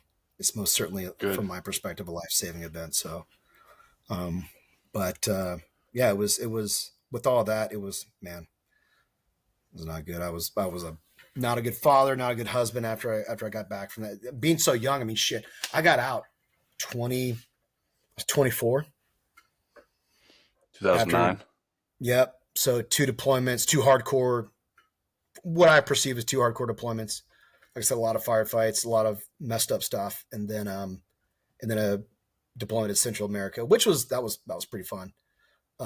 It was I did get to do the SF guy thing, you know what I mean, other than just gunfight the whole time. That was actually fulfilling, man. That was real fulfilling. Going down there because got to do the thing, um, got to do some SF guy stuff, and do some of that mentoring, some of that FID stuff we talk about. And it wasn't very, very long. I mean, I think that JSET was for like 2 months. I think a month and a half. It was short, but the amount of training that we did and the amount of rapport building and relationship building. I mean, one of the dudes that we trained, he had a major from Miami, I think, University of Miami, in criminal justice. Um, that was at the partner country we were training, and he was a super cool dude. Um, got to exercise some of the Spanish after I left that deployment, man. I was just letting it Yeah. go. Like Spanish, it was just flowing off the tongue, man. Even Wally was like, "Hey, man, you're freaking. It's pretty good. You don't have like, cause like a lot of those some crew, like if you're a white dude, like a lot of them have like Central South American wives, and I didn't, so I didn't get the repetition at home normally like most of the guys did. But even Wally was like, "Hey, man, you're doing pretty good, for a non-native speaker, and so that made me feel pretty good, man. But yeah, like I said, then I got out in December. So I was, 24 when I got out, man. Oh, I mean, fuck, I didn't even join until I was 23 or 24. Jesus Christ, Yeah, and you're out. That's yeah, crazy, man. Fuck. I don't think I wasn't the youngest dude in my company, but I think I was like second or third youngest or something like that. Yeah. You know, but like I said, And man, you got the amount, like I cannot begin to tell you, like for the dudes that listen, that are listening or whatever in the future, whatever the fuck, I hope to Christ that like your viewership, it goes far and wide, man. Maybe even for future guys, but from my perspective, what I really want to get across though, especially about the B team stuff, was like, man, I the amount of experience and mentorship that came along with being on that B team, like that's where I learned and I garnered so much about how to be an operator was from the B team, and hopefully it's like that in other places and can be like that. You know what I mean? That's where I actually learned how to be like a really good support guy too. And like in the new guys coming onto the B team, I think that me and Hanzi and Goebel and the other Bravo there showed like what it means to be like a really good support dude. You might not be on the A team, man, but motherfucking do what you can to help the rest of the dudes out. You know what I mean? It doesn't have to be, does absolutely. not have to be a bad experience. You know what I mean? I had a lot of pride in actually supporting the A teams as much as I did. And they had a request that came down, whether supplies or a little bit of research or it didn't matter, man. I'm gonna do what the like I'm gonna get on as soon as possible, and I'm gonna get you those supplies as soon as possible. And if I can't, I'm gonna figure it the fuck out. You know what I mean? That's where we pride ourselves was supporting those A teams as quickly and as professionally as we could. Yeah, there's nothing wrong with the B team. I mean, Yeah, I when I got hurt, I went to the B team, and I think I did a good job. I got to do what I wanted when I yep, asked to go do something or for something that if somebody didn't want to do a job, I wanted to do a job because I wanted to yeah, still be a Green Beret. So, I yeah, mean, there's nothing yeah, wrong with it. You learn how the things work. And yeah, you might not be training with your teams all the time, but stay physically fit, stay yep, proficient in your job that you have on the team, enjoy your semi-regular schedule that you yeah, have, yeah, and go build up to the gym because it's not always going to be like that. yeah. And you'll at least learn how battalion works, the company works, and the teams work instead of just knowing how just the team works. When you're on a team, you don't know shit about anything else that goes Yeah, on in the hallway. yeah. Um, There's that support and logistics side, man, that I got to be incredibly ingrained on, especially when it came up to radio stuff and a lot of guys didn't like to go up to the time. I didn't mind it. I built up a really good relationship with those dudes in country. And then when I came back going up there, another thing too is like you get sometimes you get integrated with auxiliary dudes like support guys, like your NBC guys and your 25 uniforms and things like at least for us, um, and your other support guys. And what I learned being a young dude was like I'm not man, how do I say it without trashing dudes? The senior dudes love to thrash them a support dude. They would crush them to where like they even the support dudes didn't want to help. They want to help them. Like why would you do that to your support dudes? Why would you thrash uh, and beat them up? that's You know what I mean? Like then they're just assholes and they got other things going on, and or well, you and know there's that too. they're just taking Um, it out on somebody else. Like when we went to Korea, shout out to Brandon Delaplane, we wouldn't have got fucking anything done, the 25 series that came with us, oh unless yeah, he was there. oh He yeah. was like a wizard with the green Mm-hmm. and the red cables. I don't even know what the fuck they do. And all of a sudden, he just went like this, and we had internet. Like, oh, what the And his fuck? shit worked. Yeah, it's fucking And then yeah. he comes over, he goes, I just unplugged it and plugged it back in. No, I don't know what the fuck he did. But you know, he was integral to the point where he went back there. I think the second time I was there too. He was always back and forth and shit like that. Yeah, So all of our enablers were great because yeah, so a lot of that shit we don't learn at all. Some of those yeah. things. So you gotta yeah. So if people are treating their enablers bad, they're either an asshole or they've got other issues that going on with themselves that they're not taking care of. Man, So it's something I learned that I saw pretty quick in that. I mean, with that being said, I tried to build a relationship with those guys at the time, the support dudes, the enablers, as much as I could. And if they, whenever they came to the fire base to help me out, man, I tried as much as I could just to A, be facilitating and B, stay off their backs. And we had one dude that kind of fudged some stuff up with re-rigging. Like those jammers came in, some new jammers came in the country, and he was trying to rig some shit up, and it kind of got, man, it's wires all over the place. And I'm like, hey man, hey, you got to think about, there's 4 dudes that live in this truck. If one dude snags this wire and pulls it out of this jammer, it's not going to work anymore. Then we're going to be, non-capable. Okay. So I said, well, we have to now re-rig, not only this gun truck. Because as I'm looking at these other gun trucks, and he was doing these things while we were out on patrol, we're not just going to re-rig this gun truck. We're going to re-rig all of these, because all these wires and shit, they need to be tucked away, and but we can't be doing this. And so with that being said, guess what we're going to do for the next 2 days? Me and you are going to be re-rigging these trucks and with these wires and running them properly and what we're looking for. That way, when you go to another team, they're more than likely going to expect the same thing. That way, when you show up, you're trained, you know what they're looking for. It's going to be tucked. It's going to be tight. It's going to be pretty. That way, it's not going to get snagged on any, you know what I mean? But there's little things like that that I learned along the way. Like, just treat those dudes with respect, and they're going to help you out. And so that's eventually what happened. But yeah, B team was great, man. But yeah, don't shout it. I mean, and then you don't know when it's going to be over either, right? yeah, So your team time is going to be over. Your team time on the B team is going to be over one day. You're going to have to go home, whether you want to, whether you choose to ETS or retire or do your 20 or whatever the fuck you choose to do or get forced to do. It's going to be over, and then you're going to go, maybe I should have done this a little better, or I should have done that. No, fucking enjoy your time. Try and be good at whatever you're doing, so that yeah, you can look back and be proud of your service and things like that. I know it's tough it's easy to say now, but make no mistakes. I fucked up a lot too, but oh hopefully man, somebody listening will just go, be that. Try and be a Green Beret all the time. And your career will reflect the effort that you put in. yeah. You know. I speaking about team time ending and stuff, when I was getting out, like I said, I extended to go to that deployment in Central America. And when we got back, Wally, I was like ETSing, and I had to do an extension on my extension because one of my moves, I had a bunch of gear TA-50 that got stolen from one house to the next in Fayetteville, and I'm literally like, Of course it did. no, Sure it did. You it was sold like, that.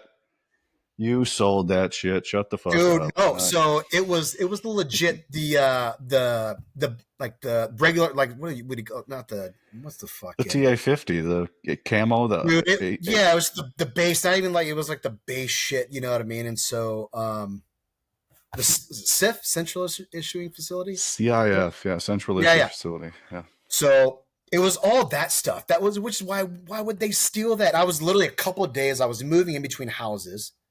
And then it was a couple of days out from when I was supposed to deploy. And I was like, I don't have time to call the cops. I don't want to deal with this. I'll deal with this later.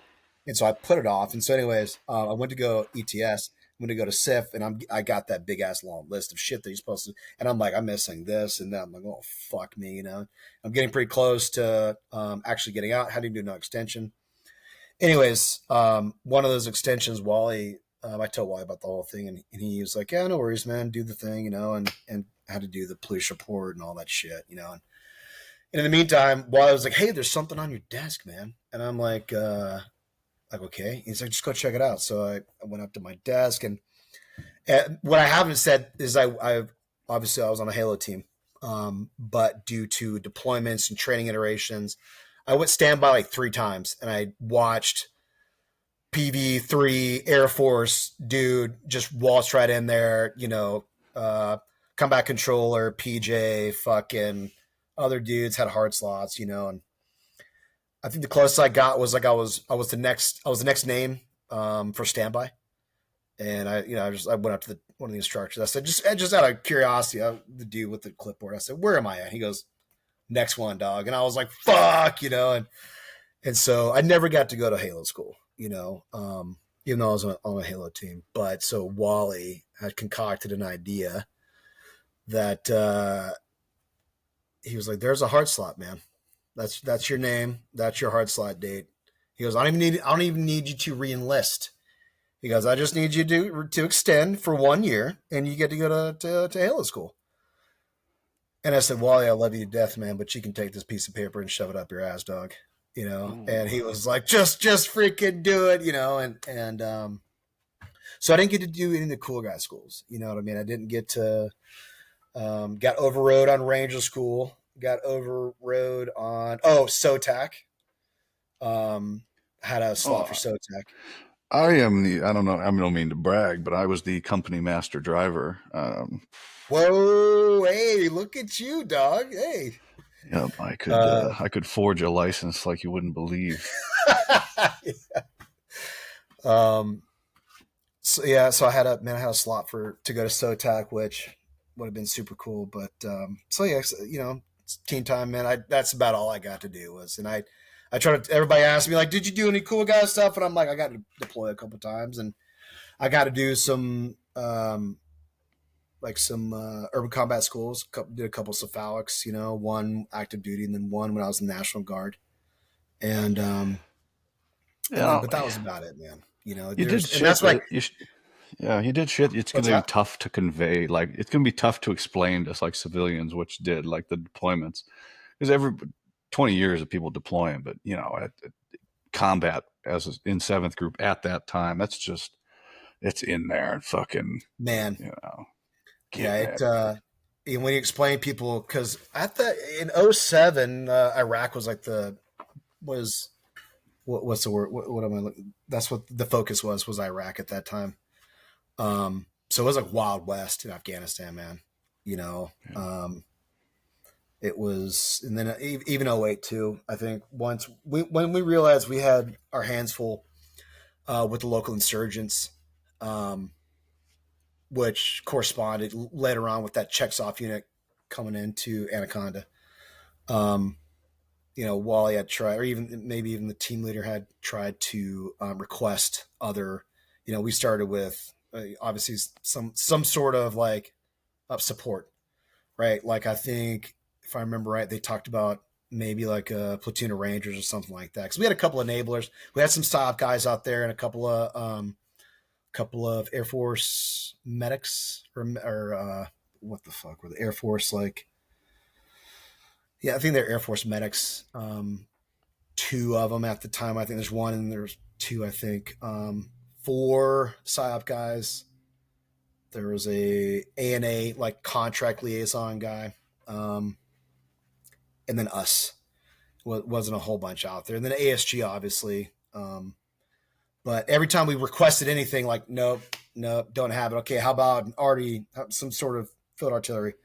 No, for when we're out of the wire. Nope. Okay, how about a mortar section? Nope.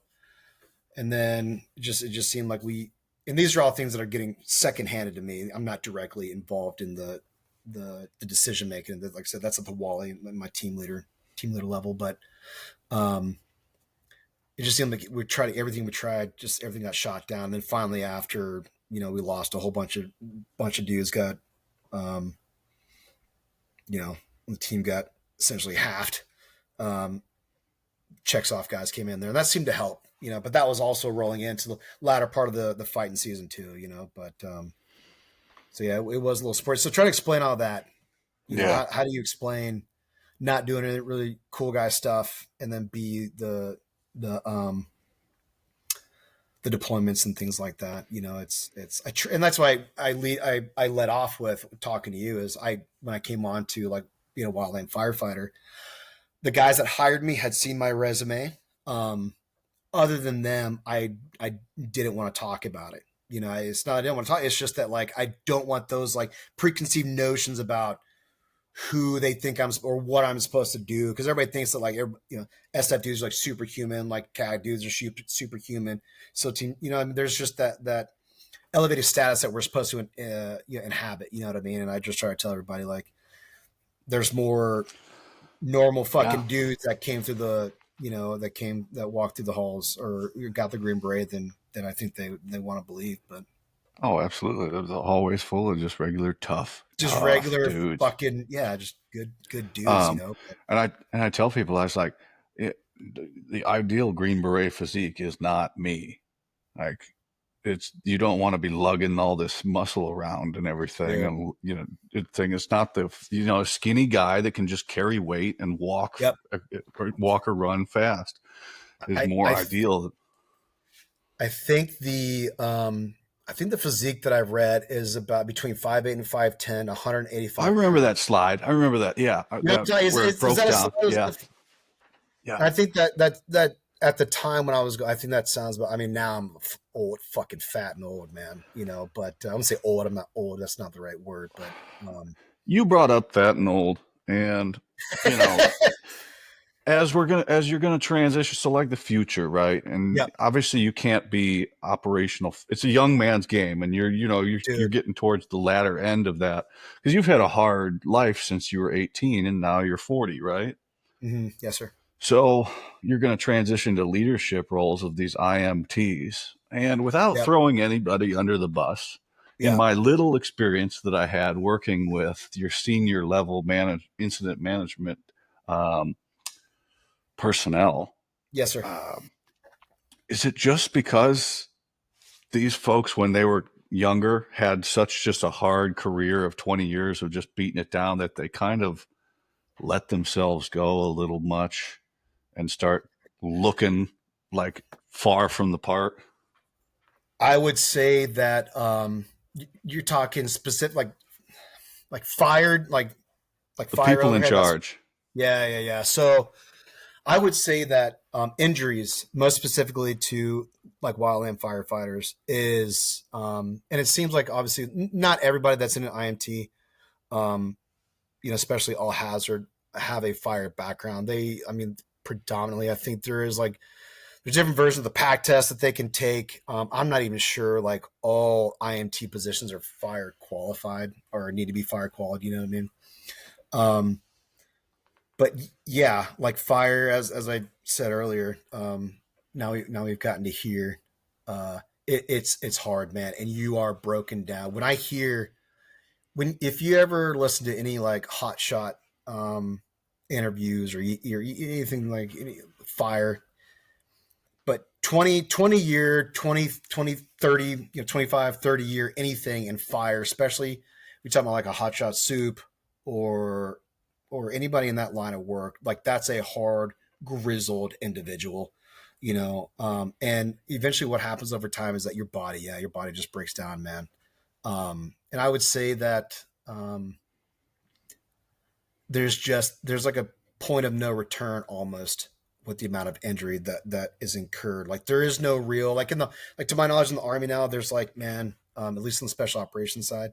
Correct me if I'm wrong, but there's like rehab stuff that guys are doing these days. Oh, they're Like, dumping so much money into keeping guys healthy and fit and all dude, kinds of shit. that's man. See that we have obviously depending on what you do, like we have a little bit of that, depending on the type of health insurance that you have, but um, and it is starting to come around the horn for guys to take better care of themselves.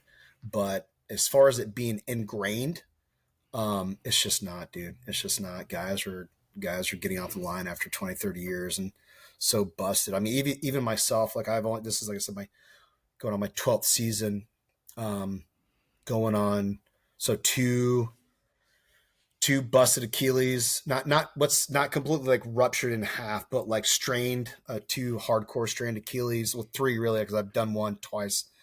Extreme patella tendonitis, and then just back, muscular, shoulders, neck.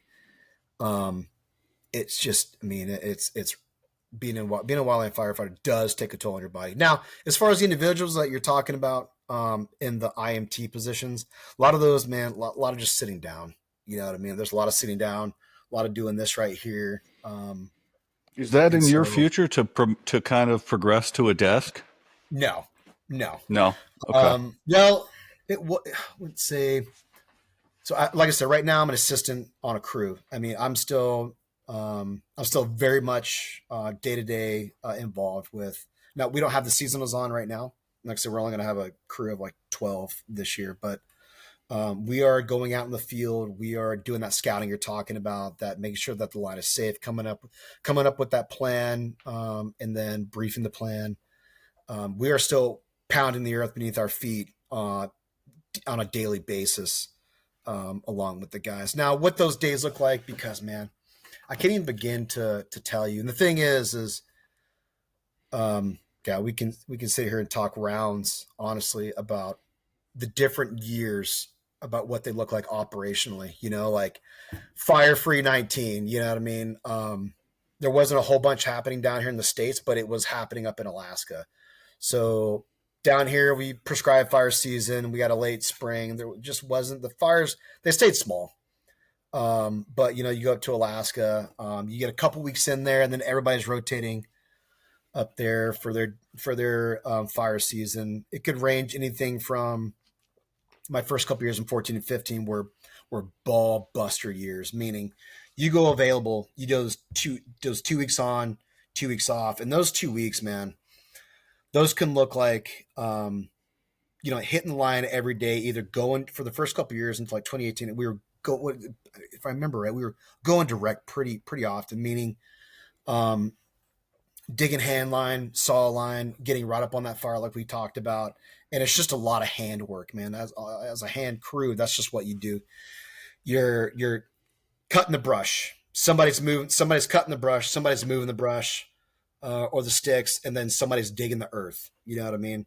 And that is just hard labor, long hours, extremely it's just hard on the body, man. And so, but as a crew member, but now as an assistant, I'm, once again, scouting it up, still walking. I'm not getting involved as much maybe on the directly digging line. I'm still having to do it here and there, maybe on like an initial attack or something like that. Like on like a brand new, say we show up on a brand new fire, which we help out with, which is that IA that we facilitate with. But not as much as I normally do. You're more so keeping, especially accountability for the dudes. You're making sure that what they're getting into, because as the fire unfolds, especially during initial attack or even whatever operation you're taking on, that during that initial plan, you're making sure that everything is either staying the same. You're watching after your dudes, keeping accountability, making operational calls, maybe coordinating with adjacent resources. Maybe that's an engine crew. Maybe that's another crew coming towards you. Maybe you're running some aviation out ahead of the guys, cooling that fire edge down if you're initial attack. And like I said, it's just accountability of the guys and making sure that as they work, because it's a marathon, not a sprint. You know what I mean? You can go out there in that first shift, and if you forget to drink water, take a little break every now and then, you can really quickly injure yourself and go and get not dehydrated, but oh man, get a heat casualty, especially you get a heat in the middle of the summer. It's really common. So you're just making sure that those guys are staying in a safe environment. The Sawyer's out front. If there's a tree that needs to be looked at, or if there's a sketchy situation, having to adjust the plan as necessary. That's what you're doing, man. As assistants, you're generally, you like to have two on the crew. Sometimes depending on, like I said, there's just so many fire. It's very dynamic. One operational, one logistics, and then your soup is listening in the radio. Maybe he's looking, depending on the fire that you're on. Maybe getting in resources for you. Maybe once again, he's also coordinating adjacent resources. Maybe if we're on a big fire, he's looking at not just the next day's work, but the couple of days out after that. Maybe he's even, if we're on a big fire, he's ingrained with, maybe he's doing division, maybe he's doing task force leader, maybe he's helping out with operations with a small type 3 team. There's just so many things, which if he's gone, that means that crew responsibility and supervision has been delegated down to myself or the other assistant, so once again, that's qualification that you need in order to do that. But there's a lot of moving pieces, man, especially when it comes to fire. It's a lot of fun, extremely dynamic. I wish, this is the thing we talk about, like some of the things that we or maybe we didn't, or maybe I might be crossing some other conversation, but fire is one of those things that I wish I knew about before I got out. And that's partly the reason why, honestly, one of the reasons why I came on. I said, yeah, I'm not. I did an interview with a dude, like I think LA Times or something like that, back in 2018, and I sat down with him or the phone for about an hour, and he chose to focus on. I talked about 45 minutes about the crew and like how I wish I had known about the development, and the camaraderie, and the chain of command, and the what's that word? The structure that I knew that I needed. I talked about all the things after I got out of the Army, and instead he did talk a little bit about that, but he decided to focus on the deployments and things like that, and the time that I was in the military, and but I just wish, like I said, I wish that I knew. This is one of those things that I knew before I got out. Now the issue there is, depending on, especially in the special operations community, those guys are a little bit older. You know what I mean? Yeah. So it's hard. It's hard. I've talked to a couple of dudes. I actually talked to one guy last year, former. Oh man, he was a team lead. He was an ODA. He was a team leader Well, on the ODA, and out of first group, I think. Yeah. And he wanted to be a wildland firefighter. I think he was a younger dude. No wife and kids. That's a whole nother thing. Is the one thing that guys need to be cognizant or aware of is, if you do go onto a crew, it's a little bit different on an engine, but usually it's good experience starting out on a hand crew. That way you know kind of how fire works. I'm not saying you can't go to an engine, but um, when you go on those two week assignments, those 2 weeks on, three, now we get 3 days off, which is good, and they are adjusting the pay, which is also good. Um, but it can be just as taxing as it was in the military, in the Army. Well, it's from my in the Army, but in the military, where whatever branch we hire guys from all over the place. Man, we had a individual apply from the Coast Guard, but mostly Marines and Army, Air Force. Um, let's see who else. Coast Guards out there also. I've seen resumes for, but we take obviously all branches, man. But when you start talking about deployment cycles and things like that, it's almost like I preferred being gone the entire time as opposed to doing the 2 weeks on, 3 days off. Because, dude, it was told to me by she's my now ex-wife. Um, you come in after 2 weeks and you fucked up the schedule. You know what I mean? Like, we have our own thing. We have to live our own life without you during the summer, because even though you're here, you're gone. You're not yeah. here for very long. So it's still very taxing on the family. You had to have a very special spouse, an individual that's willing to stay by you, just as you would in the military, because it's now you get the shoulder season, you get after the season is done. Um, but you kind of have to, just as if you're coming off a deployment, you have to reintegrate back into the family almost. You know what I mean? There's ways to mitigate that too. I think nowadays we're looking at not so much a stringent, 2 weeks on, 3 days off, get back out. Guys are looking at least some crews have extended. Okay, looking at the rotation of the different crews where everybody's kind of going to. Maybe this weekend you're about halfway through the season, three-quarter way through the season. Instead of a 3 day, let's extend that out. Let's tie into the weekend. Let's take 5 days off instead of just three. That'll give us a little extra time for it. So guys are starting to integrate and recognize that, like, you can get burnt out really quick. And for me, 2016 was one of those years. I got damn near, I think it was like 1,500 hours of overtime in 2016, and that's just in overtime alone. So that's three-quarter of what a There's normal two. individual. There's 2,000 work hours in a year, so Yeah, it's a lot of work, man. I was gone, I think, almost 9 months that year. And so it can be, if you don't watch out, you can burn yourself out, man. But with that being said, it's and you do it I mean, you start talking about some of these old dogs, like my old boss on my first career on Lakeview. 30 plus years, the assistant 30 plus years, some of the let's see, squatties, 15, almost 20 years, and then it just on down the line. You just like, how you have to have a special individual, and you can't burn yourself out. But guy. You keep coming back year in and year out, because it's just it's it's almost it's addicting. You know what I mean? Um, It's just like SF was. You get into a Dude. rhythm and you're like, I love what I'm doing here, and you don't want it Yeah, to end, and you'll yeah, sacrifice everything for it. yeah. Um, It's and like I don't want to like what's the word? I don't want to cast a dark shadow over wildland firefighting.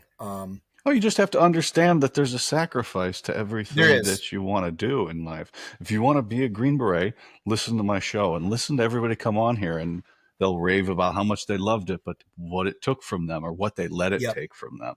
If you Yeah. want to be a firefighter, just understand that it's going to require a certain level of sacrifice of X, Y, and Z. But the Yep. benefits might outweigh that in your mind, but you have to be Yep. cognizant of. That's what's great about now, right? The generation we're in is there's no shortage of information on anything No. to just go find out, well, what's it really like if I want to do this job, and um, and then gather everything, make a decision. I mean, but the important thing is fucking make a decision. Don't Yeah. just And pitter patter. Don't do what I'm doing. I was like, I don't know what I want to do. Well, I'll have a podcast, and now I end up with a podcast. well, So well, even I mean, shit. Even I knew what I was doing when I was going back to school. You know what I mean? Like going back to school, I know exactly what the fuck I'm doing. And that went well for about a semester. And then okay, so it's you had a plan, and okay, what do you do after your plan falters? You know what I mean? yeah, And so, like I said, I wish I had known about firefighting before I got out. I think it would have maybe lessened some of those issues that I had after I got out of active duty. But like I said, it's well, been great, man. And there's once and we get there's off so here, I'll once we get off here, I'll give you some contact information, and maybe we can get some more info out to some other people and possibly man. just some people. But We um, do have an outreach. So we have like an Instagram for the crew, but there's also a multitude of information out there for veterans that want to get into fire. There's a bunch of different podcasts that they can listen to. Instagram. Fuck man, I'm not like the social media dude. I have like that's pretty much all I got. But like, I'm sure there's like X stuff on X, man. I'm sure there's Reddit. Reddit's huge. I don't be getting on the Reddit. You know what I'm saying? Um, but like I said, it's out there and it's super fun. And there's such a breadth and multitude of what guys. It's kind of it's a little dicey right now due to budget cuts and like what's going on with the federal government hiring. And specifically, I think we need to give it this season to see what this is going to look like. We kind of got cut. Crews got cut to 20 this year as opposed to 20. They were hiring up to 20, 23, 25. But I think we're going to get back up there once all the proverbial trimming has been done, which is man, once shit starts burning again, we'll be like, oh fuck, we man, need some more people. yeah. So that's the thing is I think I'm actually not going to go down that route. What I perceive is, you know what I mean? It ain't Because gonna. I have no idea, and B, you know, uh, we'll see what happens with all the budget cuts that'll happen. I think it hasn't hit fire as much as it has other parts of the federal government. But there's a lot of auxiliary, a lot of support. Those IMTs that we talk about, those logistics, a lot of that, a lot of those guys have been impacted, at least to my knowledge. But I mean, we'll see. But like I said, it's super fun. And so with that being said, man, you have aviation as well. You got those different. You got repellers, man. You know what I mean? Like there's dispatch. I almost took a before actually was lined up because of 4 kids. Um, 4 kids in wildland firefighting is kind of hard, man, especially with the wife that she works full time. I got remarried last year, and so been together since 19 now, and so it's hard. It's hard. You talk about 16, 15, 7, and then he just turned 18 months, so that's quite the hard is the other ones are pretty good. They're pretty good, but the youngest one, he's been a man. He's been a tough one. You think you know how to raise a kid, And then one comes along, he's like, "Fuck you," and so he put a little bit more stress on the family. He's great, just a baller of energy. So with that being said, once you have a certain amount of experience and fire, whatever route you decide to go into, whether that's crew, engine, the fire use, dispatch, aviation, and then there's even a whole different side we haven't even talked about, which is fuels. Man, you can get into there's fuels crews, or at least there used to be fuels crews out there, getting into a lot of prescribed fire.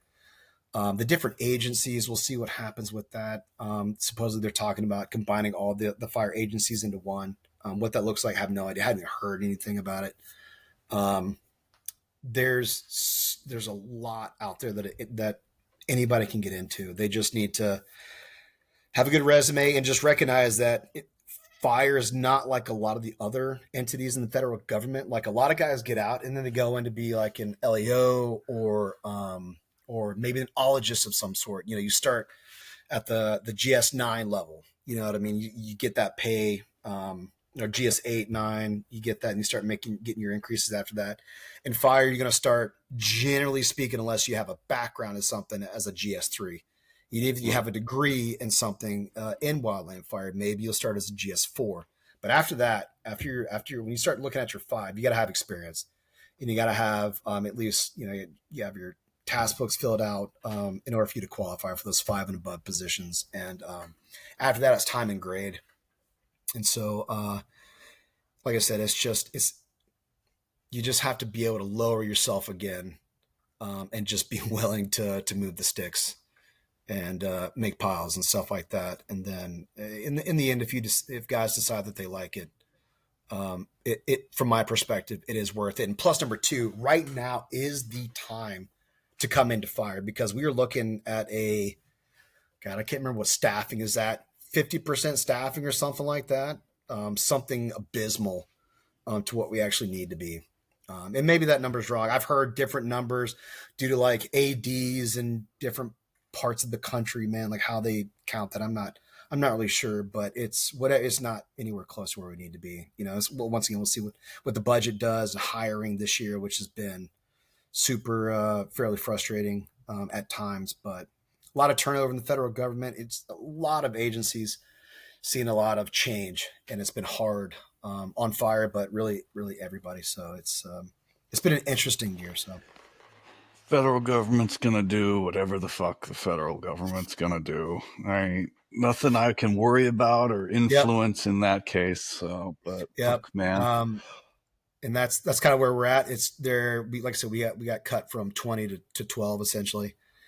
And initially it was a gut shot, man, because we like to pride ourselves as bringing in vets once again, like off the street with no experience, train them up. I mean, we sent guys to be smoke jumpers, repellers, hot shot crews, Type 2IA crews in different parts of the nation, not just here, but on other crews that I've been on. And I like that. There's a developmental side to this that I feel like is extremely important. But I mean, we'll see after this year what that looks like. I don't think I don't know. We'll see, man.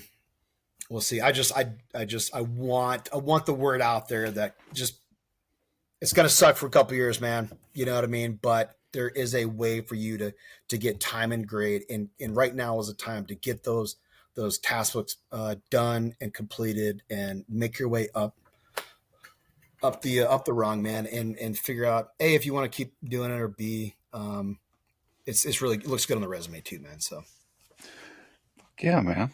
Well, fuck, time fucking flies by. I mean, I'm sure we could sit here and talk for fucking 3 more hours, but dude, like I said, it's what I recognize, I should have put some notes together a little bit better. Um, it's just the fire environment's so dynamic, man. And I'm trying to remember as like an SF dude, like because like I said, PV6 in group. Like I was just trying to do my job and do it well. So when it came to doing that planning cell stuff. I got a little bit of experience on it, but making those high level decisions about what we're going to be doing tactically or operationally, like that was just wasn't in my wheelhouse. It was making sure make sure the radios run, crypto's good to go, and then how's that 40 doing? You know what I mean? And keeping that thing up, and then going through some of the courses that I was, dictated to go through. But with that being said, like I said, fire is an extremely dynamic environment, and I love it. It is not the same. You'll have like what's the word? Your schedule. You know what I mean? You'll come in, you'll do your rig checks. You'll do PT, you'll do your daily briefing, and then after that, what the hell are you going to be doing? I don't know. Okay, we're going to be going cutting today. Cool. Burning today. Cool. Going to be doing some medical training. Cool. And there's different variations. Today's going to be an admin day. We're doing some purchasing. Hey, what do we need for the crew, man? What do we need in order for us to be successful? Is there anything new coming down the pipe? Do you guys need to be going to classes and essentially schools? Like there's so much stuff that guys can be doing in Wildland Fire. I really want to get the word out that it's extremely fun. It can be physically demanding, but it's extremely fun. And yeah. Fuck yeah, man. Let's wrap this up. I got 5 Okay. questions for you if you got a Yeah. second. Okay. What's what's your response to thank you for your service? Oh man. I I just say nope. I don't really, man. I'm honestly not good with that. I can I say something kind of fucked up? Like Of course. it's kind of a Let me hard check with question for let me me. check with the producer. Oh, yeah, we're good.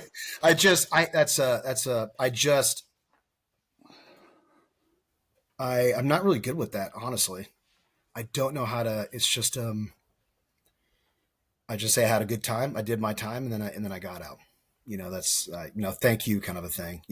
And it was honestly I don't do very well at responding to that. I just say you know I man thank you kind of a thing. You know what I mean? I just Yeah. try to keep it short and sweet to the point. It was my pleasure kind of a thing. So that's how I usually respond to that. When I wrote these, minimal effort on my part, and I wrote Yep. them, and they've evolved into like something else. And then I see more now that this first one, there's so much involved behind the scenes and like deployments and schools and all this other shit that a lot of it we just do for ourselves. And that's as the Yep. greater military as a whole. We're just doing it for us. So when you bring up thank you for your service, it goes, I find that first, I just say it's an honor. Thank you. Because it really was. Yep. It really was an Yep. honor to do it. But to Yep. get into all that with just normal people that are just trying to be nice, it's Yeah. best just to not even get into the conversation because No, it's I just such an in depth thing. It's been interesting having people answer this question for me. yeah, it's I keep it short and sweet. No, thank you, kind of a thing. It was my pleasure. And then on to the next one. So, What's the one characteristic that sets operators apart from the conventional forces? oh man, You are aware there's a regular army, not just special forces, right? Or yeah, yeah. they told you there is a regular army. They're out there, Mother Army. You know what I mean? Yeah. From my perspective, is just how we go about, or how the guys figured out doing less with more, or doing more with less. There we go. It seemed like that was always the issue.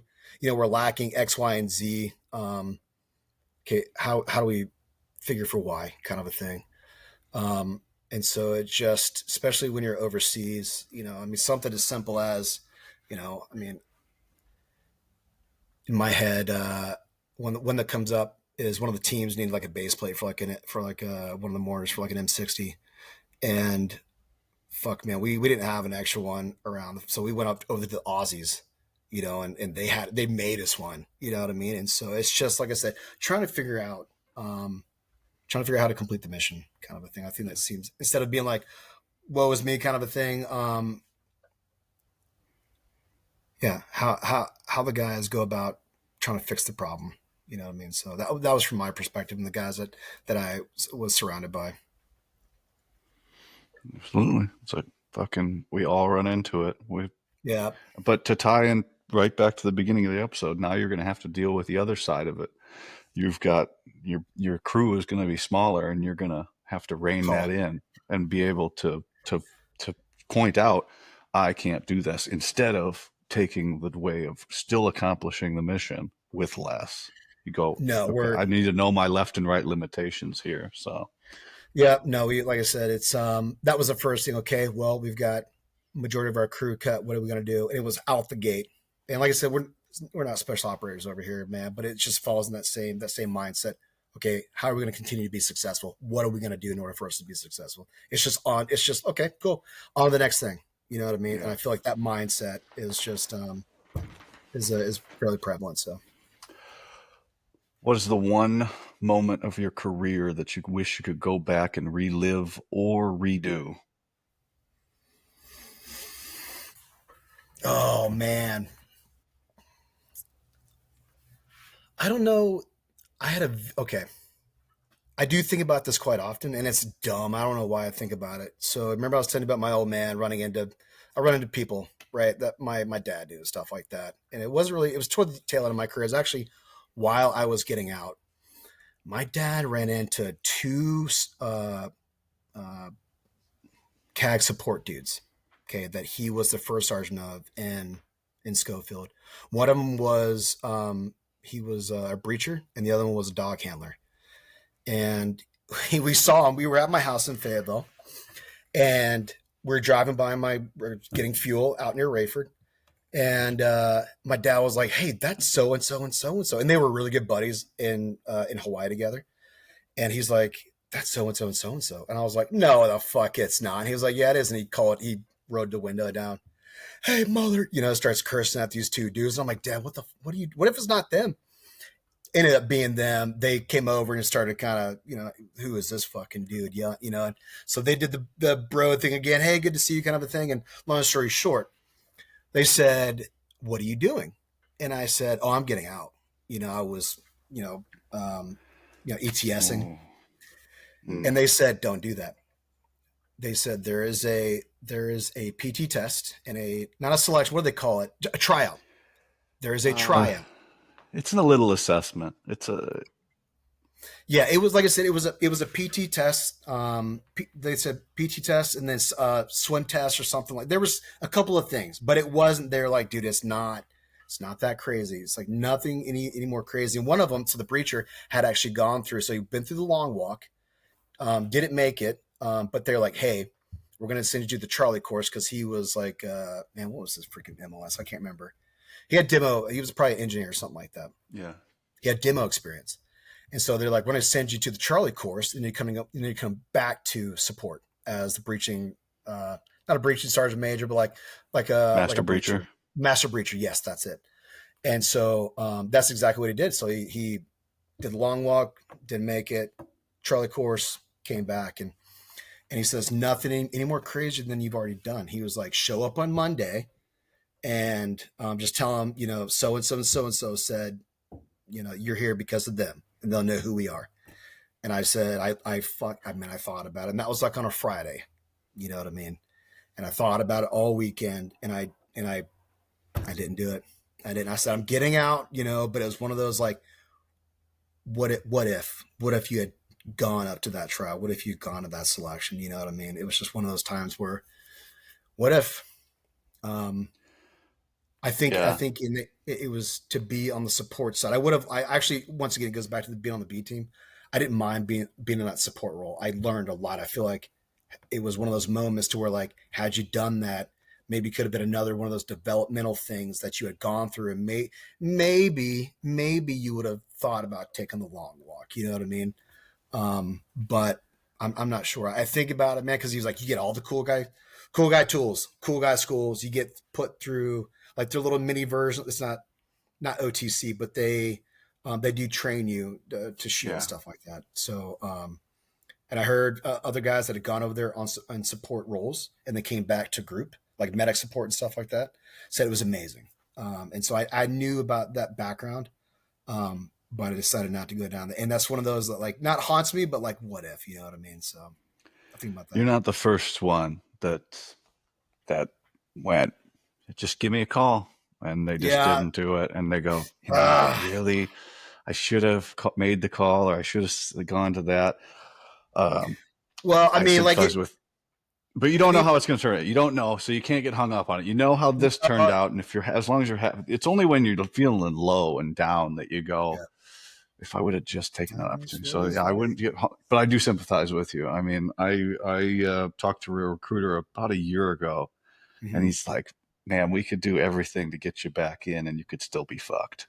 And you know, because Yeah. then we've gotten all of the shit at the VA like Yeah. waived, and then they still won't let me in. And I was Yeah. like, ah, but still in my mind, I'm like, I could do it. You know? Yeah. I mean, but But had I got, but whenever that fleeting thought goes through my head, had I done that, I am not in the same place that I am now, no, and I'm extremely happy. I love where I'm at. You know, wife, said 4 kids, and I wouldn't change anything for the decisions that I've made. But it would have been. It's interesting. what's the best piece of advice that you received during your service?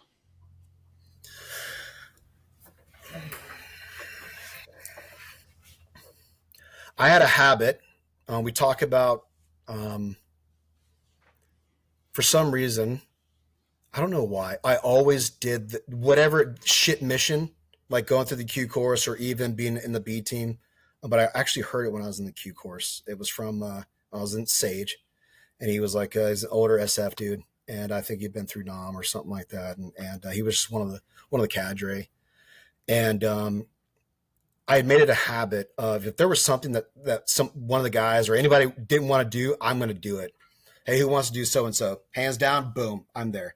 Just fucking do it. You know what I mean? And so he pulled me off the side and he was like, I notice you have a habit of doing the things that nobody else wants to do. He's like, you need to continue doing that.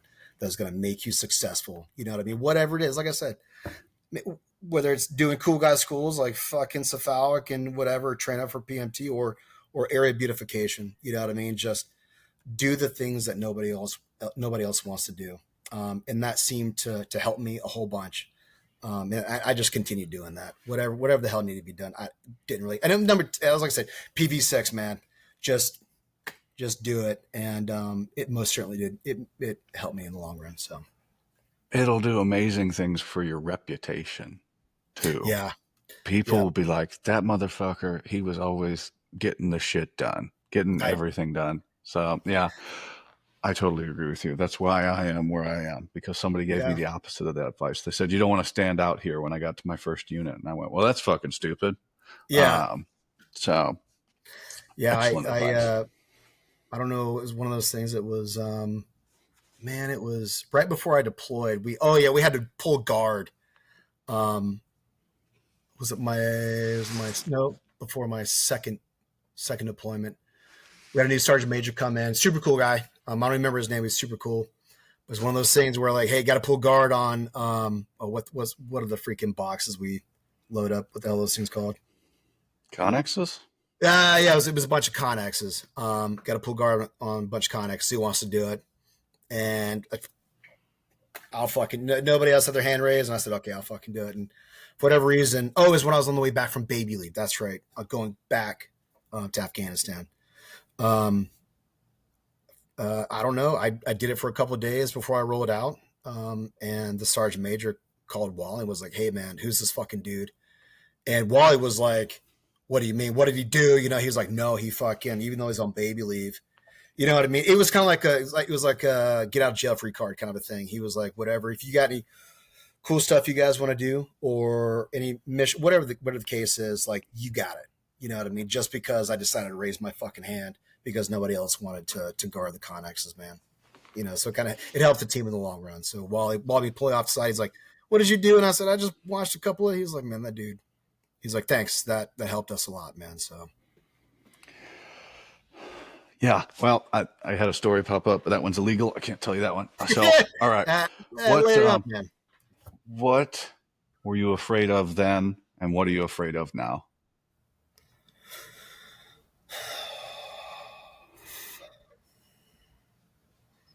Man, I was afraid of failure then. hardcore. I know, and that's something that you probably harped on um, through your interviews, man. I was afraid of failure going through the Q course, but as you've discussed before, like failure, especially, man, dude, getting essentially, I'm just gonna call it like it is. I get kicked off my first team, dude. That crushed me, and it was like that was probably a low up until my short, man. I was 20, 22. Up until then, that was the lowest I had been because I had worked my ass off to get up to group and then to not make it onto the team. Um, Failure, and recognize that I was really immature and things like that. Um,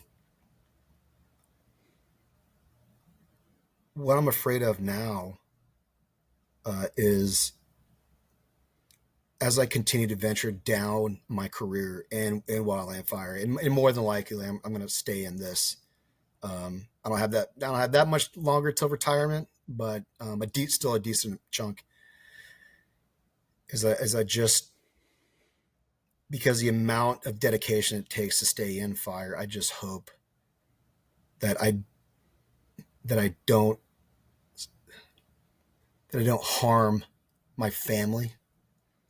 You know, like I don't do irreparable damage to the relationship to my kids like that. Now for me, being dad is like the biggest man. Um, it hit me.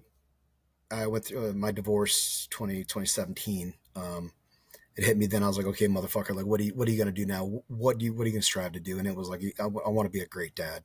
I was a shitty dad for a long time because of how fucked up my head was and just didn't know how to properly communicate, didn't know how to look after myself, didn't know how to look after my family. And so now I just want to make sure that I don't fail my family by not being there for them at the right moments. You know what I mean? That scares the shit out of me the most.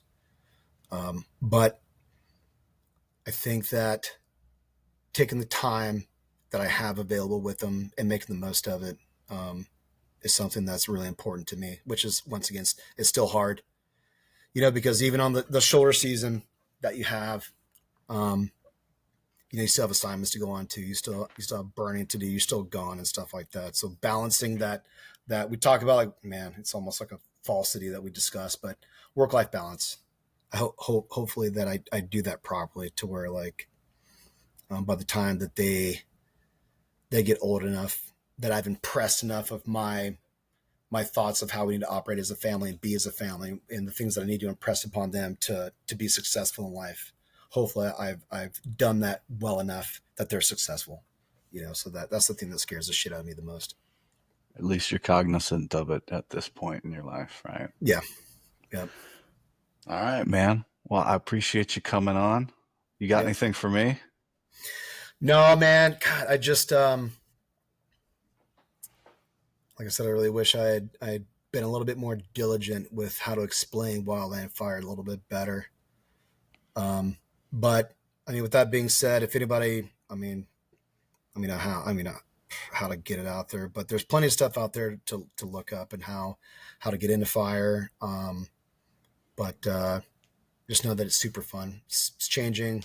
Tactics are changing. The landscape is changing. Fire is changing. They're getting more severe by the year. But it's super fun. It's super fulfilling. You know, you're not in a cubicle all day. You're out in the woods. You know, you're sleeping in the dirt quite a bit, but you know, it's super fun, man. So It sounds super fun. I it's super just fun. don't know if I want to work that hard. I All right. gotcha. Bye, everybody.